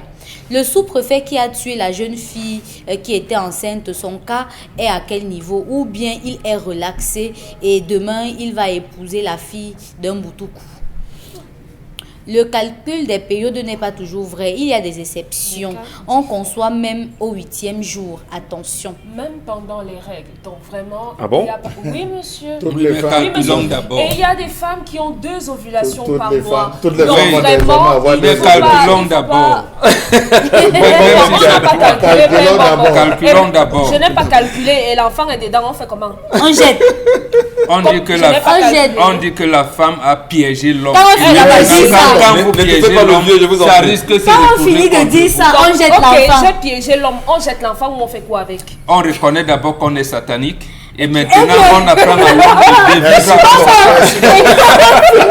On fait comment de l'enfant? Justement, on reconnaît qu'on est d'abord satanique et maintenant comment vivre avec Satan. On se- On suit et 25 ans, le fils Il y, de a, Satan. il y a des gens qui ne peuvent pas résister l'enfer. Merci Merci. à vous. Merci. Avec le On lira Il vous a encore pas vos aidé. messages tout à l'heure.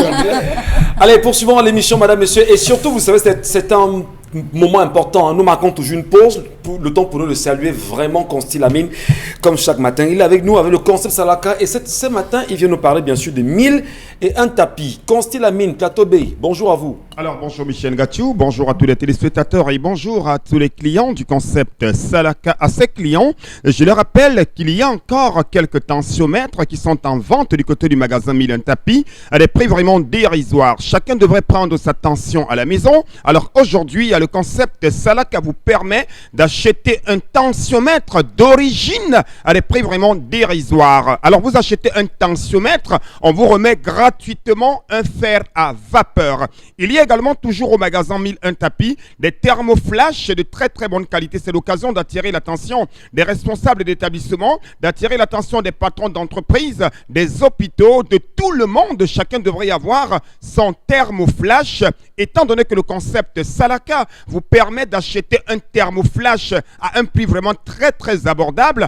Et dès que vous achetez un thermoflash ou un tensiomètre, on vous remet gratuitement un fer à vapeur. Je rappelle que la double réduction se poursuit toujours du côté du magasin 1001 tapis. C'est une baisse totale des prix. Nous affichons les prix de promotion et sur ces prix de promotion, nous vous communiquons le prix de la double réduction. Par exemple, un détendeur intelligent qui coûte normalement au prix de promotion de 12 000, vous l'avez à 11 500 francs du côté du magasin 1001 tapis dans le cadre de la double réduction. Nous allons tout de suite démarrer la vente de ce matin par les tapis d'ameublement, les tapis de très très bonne qualité. Le prix de la promotion est de 17 000. Le prix de la double réduction est de 15 000 francs. Un tapis turc, un tapis de qualité, vous ne retrouverez cela nulle part ailleurs. Nous donnons 1 an de garantie sur l'achat de ce tapis à 15 000 francs au lieu de 17 000. À côté bien sûr des tapis, on parle également bien entendu d'un fer à vapeur. Il est moyen. Il est stylé, il est d'origine, il permet de repasser les vêtements même à distance. Il suffit que le vêtement sente tout simplement la chaleur du fer à repasser. Le vêtement est déjà repassé. Vous l'avez au prix, bien entendu, à 7 000 francs du côté, bien sûr, du magasin 1001 tapis. Nous continuons toujours avec la promotion magasin 1001 tapis avec, bien entendu, un ordinateur complet. Oui, un ordinateur complet. Il coûte 45 000, mais dans le cadre de la double réduction, vous l'avez à moins de 45 000 francs du côté du magasin 1001 tapis. C'est un corps de Dio. 80 Go de disque dur, 2 Go de RAM, écran plat 17 pouces, lecteur DVD, tout installé à l'intérieur. Vous l'avez normalement au prix de promotion à 45 000, mais comme on parle de double réduction, vous l'avez à moins de 45 000 francs. La suite nous conduit, chers téléspectateurs, bien entendu, à un régulateur de tension numérique. Il est important de sécuriser les appareils. Il est important d'avoir un courant stable à la maison. Et l'appareil qui vous permet de stabiliser le courant, c'est le régulateur de tension. Vous l'avez à partir de 16 000 francs. Mais comme on parle de double réduction, vous l'avez à moins de 16 000 du côté bien sûr du magasin 1001 tapis. On parle également bien entendu d'un woofer. Ceux qui veulent écouter la bonne musique, que ce soit au bureau, que ce soit à la maison, écouter les informations, vous avez un woofer. Ce woofer a la télécommande. Il a 3 baffles. Ça prend la carte mémoire, la clé USB.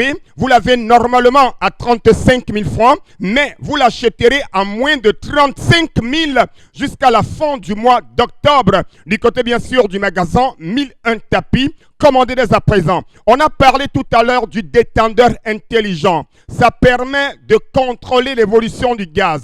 Ça permet d'éviter les fuites.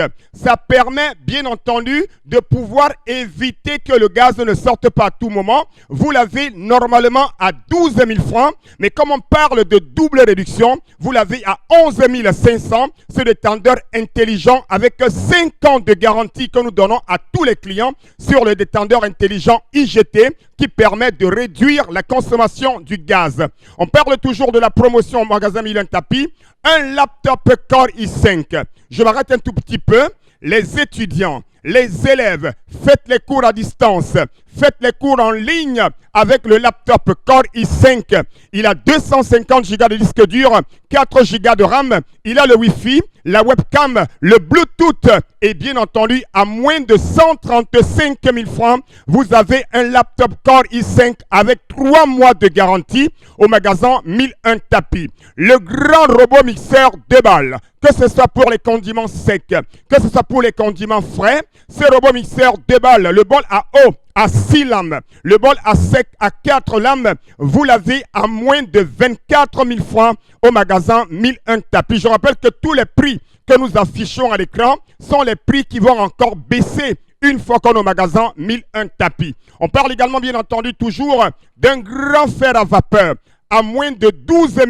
Pour dire tout simplement, ne portez plus virgule, les vêtements froissés virgule, parce que le concept Salaka vend les grands fers à vapeur à moins de 12 000 francs, point final. La suite nous conduit directement, chers téléspectateurs, à une imprimante neuve.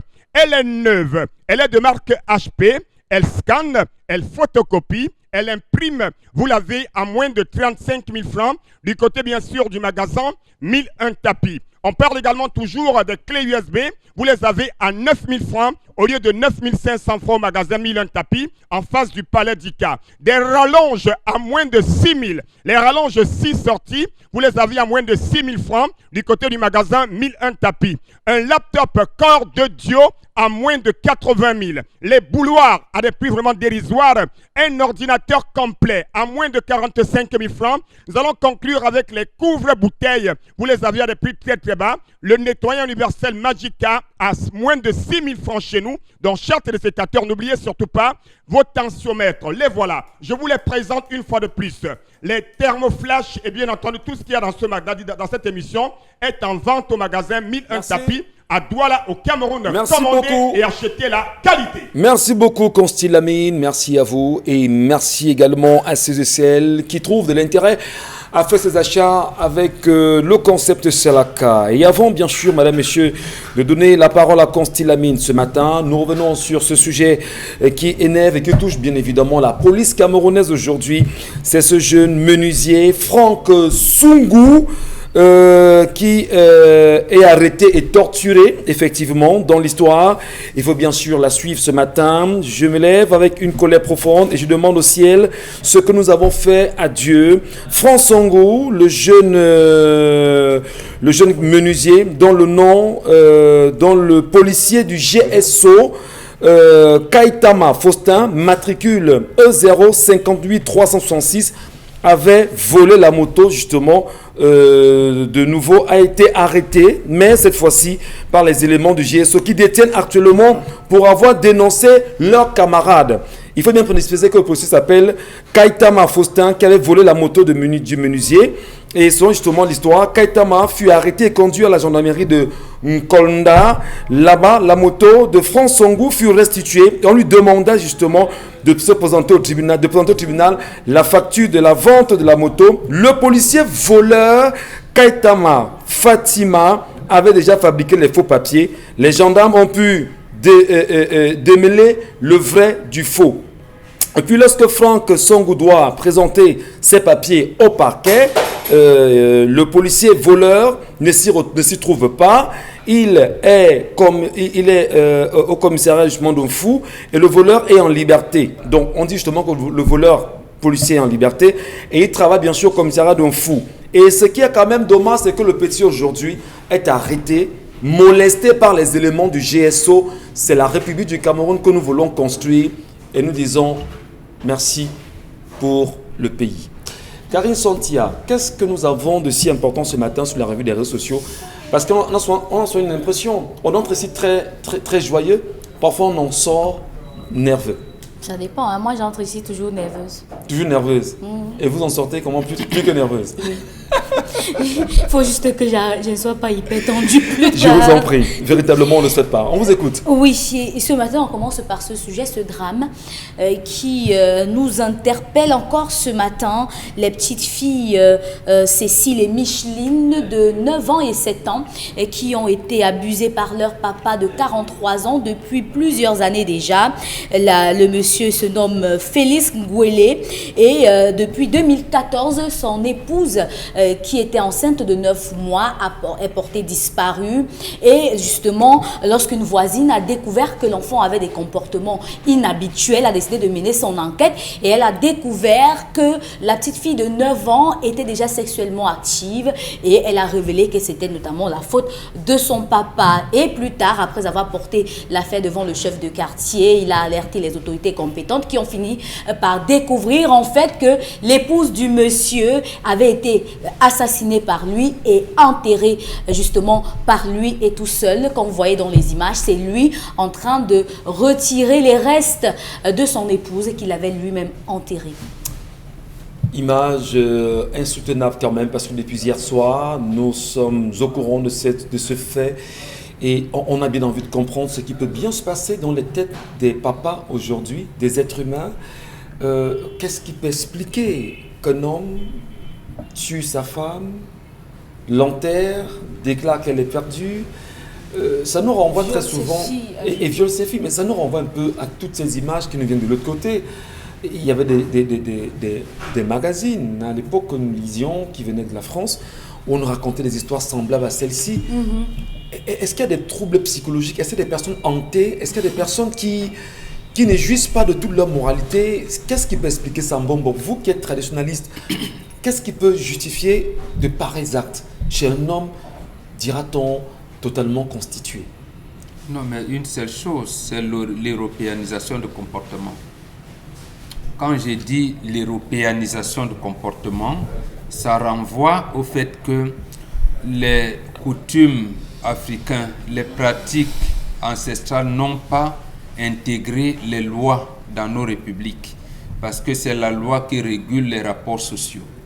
Dans les régulations, on a importé des lois ailleurs pour nous les imposer ici, sans tenir compte des modes de fonctionnement de notre société, de comment on traitait certaines dérives dans notre société. Donc, on ne se reconnaît pas dans les lois qui régissent notre société.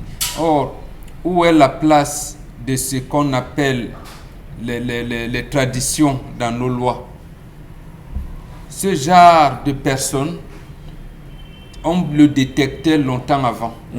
On le détectait longtemps avant, à partir de la naissance. Lorsque vous avez un caractère violent, on vous traitait comme tel. Et ils étaient, à un moment donné, mis en quarantaine, un certain nombre de choses. Il y a tellement de répression, des formes de répression qu'ils pourraient subir, précisément parce qu'un acte d'assassinat va affecter votre progéniture jusqu'à au moins la 4e génération. C'est très grave. Donc, voilà, vous apportez la malchance. Il y a des cas de maladie que vous allez avoir, que vous allez encaisser dans tout le long de votre famille. Dominique Audrey, vous appréciez ces images d'une façon particulière ce matin? Oui, malheureusement. Comme toujours, je voudrais qu'on émette tout de même des réserves. Qu'on soit occidental ou qu'on soit africain, chacun, lorsqu'il naît, a un type de personnalité bien établi. il y a des personnes qui sont douces, des personnes qui sont sanglantes, des personnes qui sont sanguines, pardon, pas sanglantes et tout, dont le caractère diffère d'un individu à l'autre, quel que soit le continent. Maintenant, moi, je ne suis pas sûre que c'est parce qu'on soit africain et qu'on ait peut-être eu accès aux revues dont vous étiez en train de parler, qui viennent d'ailleurs, qu'on va, ça justifie qu'on tue son enfant. Combien de personnes n'ont pas eu accès à ces revues? Combien de personnes n'ont pas accès à ces revues et pratiquent tout de même ce genre de choses? Non, ce n'est pas un problème de revue, c'est un problème de pratique. Lorsque on vient, je prends seulement le cas de l'institution qui est censée nous amener à la morale, la religion. Comment la religion a installé ou alors a fait augmenter la sorcellerie? À partir du moment où on trouve quelqu'un qui a ces 3 femmes, il vit bien, il dit choisis une avec laquelle on va vous baptiser parce que la religion n'admet pas la polygamie. À ce moment-là, les 3 autres s'érigent déjà en adversaire de leur coépouse et on commence à tirer partout. Et justement, ce papa qui est converti, qui est baptisé, ne va plus accepter l'autorité de la régulation sociale et sociétale qui était en plus. On est donc allé comme ça de fil en aiguille, puisque ce que l'Église a fait a été encadré par l'administration politique qui était là en question, et la loi est venue qui commence maintenant à régir le fonctionnement sociétal en général. Il ne s'agissait pas nécessairement de lire et de c'est peut-être une bonne chose que l'homme soit arrêté aujourd'hui, mais quand même qu'on essaie de comprendre s'il a une pathologie quand même psychologique aujourd'hui. Justement, ça ne peut être relevé que d'une maladie que d'avoir un homme qui consciemment réussit à éprouver une certaine attirance pour des enfants de moins de 10 ans qui sont ses enfants, et en plus qui réussit à tuer sa femme, l'enterrer derrière la maison avec le bébé qu'elle a dans le ventre et rester pendant 6 années, c'est ça Karine, 6 années sans rien dire à personne. Donc il faudrait qu'on essaye plutôt de comprendre ce qui se passe et comment est-ce qu'on prévient ce genre de situation. Il faudrait qu'il soit exploité et qu'on comprenne ce qui peut bien amener. Et maintenant, les psychologues doivent être de plus en plus présents dans la société parce que de plus en plus, il y a des gens qui développent des maladies de façon psychologique, qui développent certaines maladies, et on a tous besoin d'un suivi à un moment ou à un autre. Il faut un suivi psychologique pour ce monsieur. Les Bantous résolvent ça comment, Charlamel Mathieu, ce genre de cas-là? On les castrait. On castrait les hommes. Oui. Devant, on rassemble les jeunes garçons de 10 à 45 ans ou 50 ans. 50 ans, c'était à traverser, mais 40 ans. On se saisit d'un couteau et on l'ampute de ce membre qui est vecteur du désordre dans la famille. Aussi blanc que cela puisse paraître, aussi sec comme je vous l'ai dit, voilà comment. Ou alors on supplie à la justice et on lui donne 1001 ans. 1001 années de prison, M. Michel Ngatiou. C'est injuste. Où ça, chez les Bantous? Non, ça c'est chez les Occidentaux. Les gens lui donnent 1001 ans. On lui laisse son organe, mais on lui donne 1001 ans de prison, M. Michel Ngatiou. Donc, je pense qu'en le faisant, cela va résoudre. Mais chez les Bantous, on avait une particularité. Ça fait 6 ans. Ça suppose que la première fille avait 3 ans. Parce qu'on dit que ça fait 6 ans qu'il a enterré ta mère. Oui, donc ça veut dire que la première fille avait 3 ans et la deuxième, elle a 9 ans aujourd'hui et l'autre avait dans les 1 an. Un an sensiblement. Donc, il viole ses enfants depuis. Chez les Bantous, lorsque cet enfant, un cas de décès, je ne sais pas, parce que de disparition, ça m'amène quand même. Une femme enceinte ne disparaît pas comme ça. La famille de la femme était ouf. C'est maintenant qu'ils ont relancé. C'est maintenant qu'ils relancent. Qu'est-ce qu'il a dit qui a pu conforter? Généralement, quand on se retrouve dans une situation où les enfants sont mineurs, la famille de la femme récupère les enfants. Soit on oblige le garçon à se marier, à prendre une autre femme qui va encadrer les différents enfants. Comment est-ce qu'il est arrivé à ceci? Bon, c'est vrai que dans le monde des occidentalisés aujourd'hui, il y a des individus qui frappent toute la famille, il y a des individus qui veulent les enfants tout seuls. C'est là où nous sommes surpris un peu avec parfois d'entendre cela. L'autre chose, les voisins sont coupables de beaucoup de choses, M. Michel Ngatiou, de beaucoup de choses. Je vais vous dire que dans certains villages, on a interdit la construction d'une barrière dépassant 1 mètre. Je dis dans des villages, à l'heure où je vous parle. Je ne vais pas faire la publicité. Oui, c'est même interdit. Je n'ai pas envie de citer de peur qu'on dise que c'est une publicité que je fais à ce village. Les barrières, c'est interdit d'élever à plus d'1 mètre. C'est le chef du village qui veille. C'est interdit d'élever à plus d'1 mètre la barrière. Parce qu'on doit être capable, en passant, de voir, d'entendre et de suivre. Beaucoup de choses se passent dans des barrières. Vous avez des voisins, M. Michel Gachou, parce que la voisine, ce n'est pas aujourd'hui qu'elle s'est rendue compte de ça. Il y a des attitudes des enfants quand ils jouent dans la cour. Il y a une façon de faire. Les enfants sont parfois refermés, stressés. Un enfant qui n'est pas épanoui, même les maîtresses, si les enfants vont à l'école, j'invite la société, comme le dit tous les jours Zimbabwe, à redevenir comme avant. Pardon. L'enfant n'appartient pas à une seule personne, il appartient à tout le village. Arrêtez de croire que c'est l'enfant de Michel Gachou. Vous êtes sûr, dans le quartier, vous laissez l'enfant de Michel Gachou le faire, il grandit, il réussit à reproduire, il reproduit les mêmes chez vos enfants et la gangrène s'installe. Ce que vous dites, c'est tellement pertinent, Charles Bachou. Peut-être que c'est l'occasion aussi ici, ce matin, de demander à quelques parents qui nous regardent. Il y a des parents qui, très souvent, comme l'immeuble dans lequel j'habite aujourd'hui, c'est très compliqué. Il y a un enfant qui pleure chaque soir, j'entends de ma chambre. Certainement, je me rends compte que maman est en train d'enseigner l'enfant. Mais très tôt le matin, je suis debout tous les matins à 3h, à 5h, le même enfant pleure. Bon, vous savez, vous êtes dans des immeubles, c'est pas évident, vous ne comprenez pas. Vous avez toqué à la porte? C'est pas encore, mais je vais vous accompagner. Voilà, merci beaucoup. Ça fait souvent très peur. Non, on vous dit. C'est tellement pertinent, Charles. C'est très pertinent. Lorsqu'on parle du comportement européanisé qui nous a amenés dans la dérive, ça veut dire quoi? Pourquoi le père de la fille ne parle pas quand la fille va en mariage? Parce que l'enfant, c'est l'enfant du peuple. La maison, c'est la maison du peuple. La femme également. Ça ne veut pas dire que tout le monde va monter sur votre femme. Mais justement, ça veut dire que l'homme qui a cette femme-là n'a pas d'autorité suprême de décider de n'importe quoi.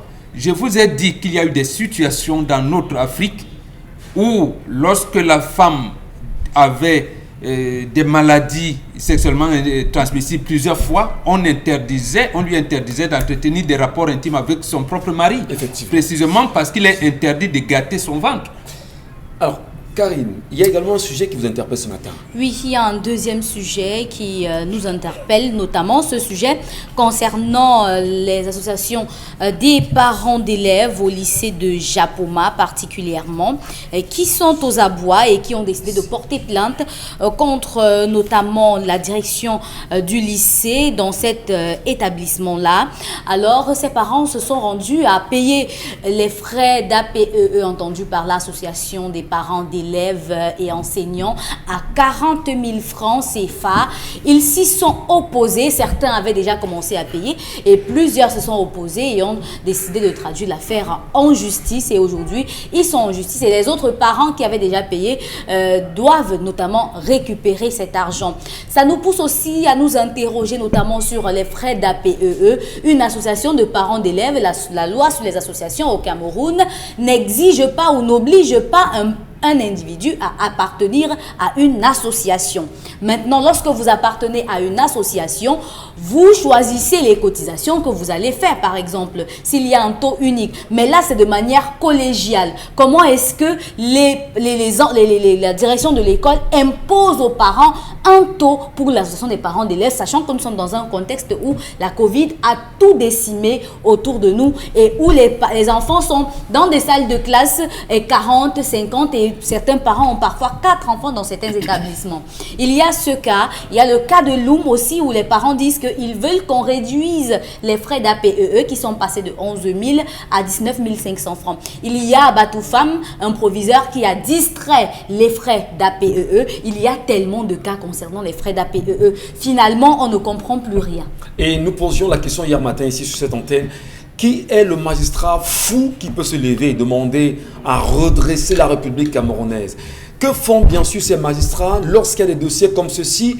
Que font bien évidemment les commissaires de police, on va dire, de sécurité publique effectivement?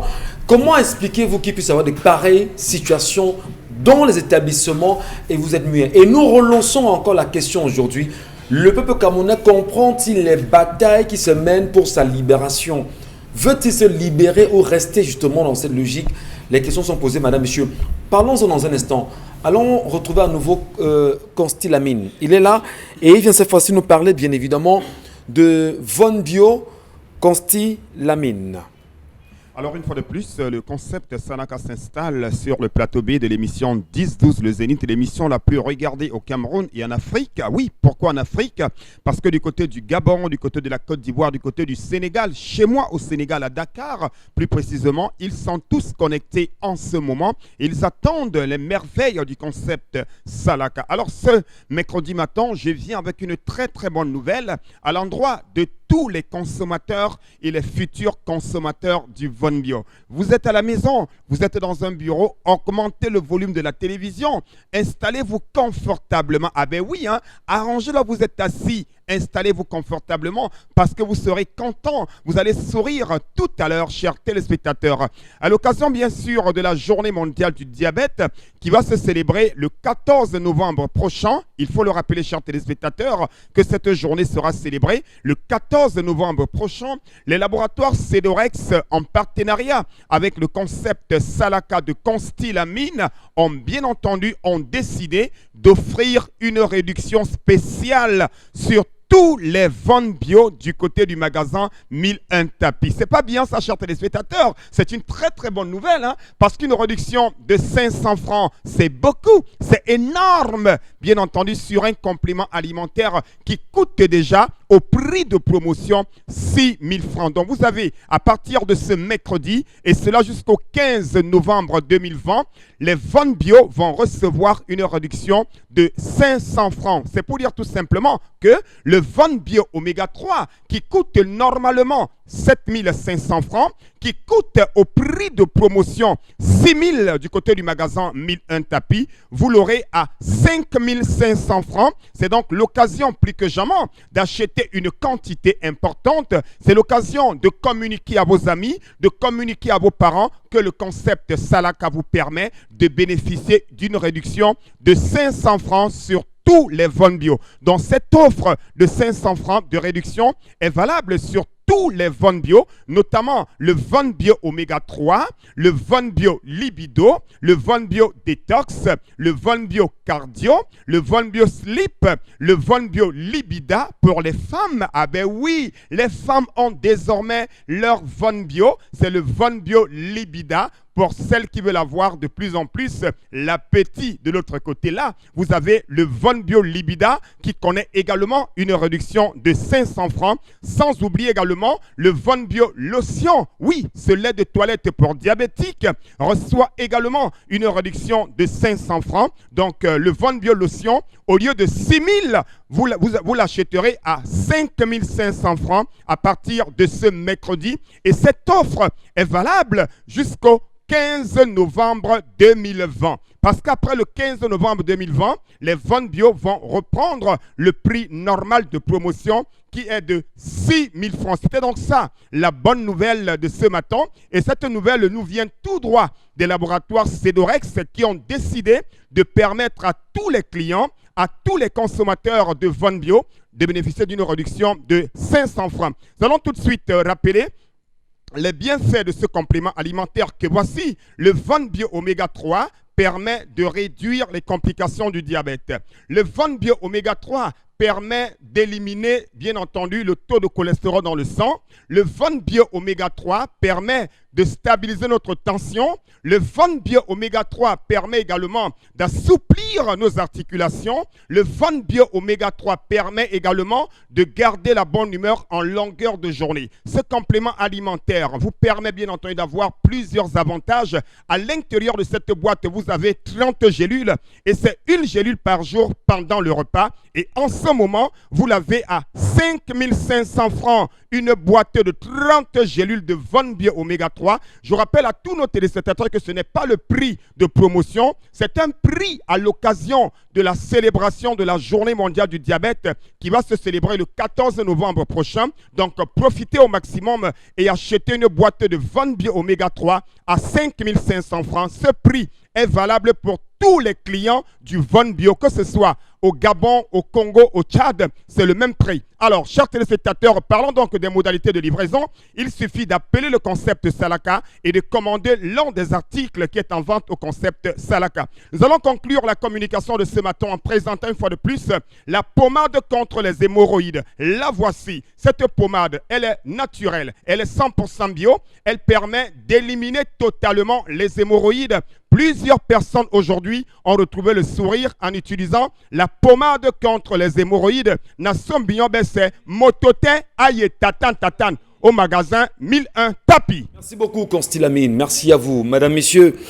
10-12 Zénith, on se donne rendez-vous demain lorsqu'il sera bien évidemment 10h sur cette antenne. Nous vous remercions de garder le cap en même temps en ce qui concerne la construction du Cameroun, mais surtout de ne pas perdre de vue qu'il y a des vrais dossiers, il y a un sujet important. Ce qui nous interpelle, c'est que bien évidemment que ces Camerounais soient libérés d'une manière ou d'une autre, vous le savez. Et on va peut-être terminer cette émission en vous rappelant que jusqu'à présent, l'affaire Ouazizi, mesdames et messieurs, la commission d'enquête, on ne la voit plus, dit-on, elle est au maquis.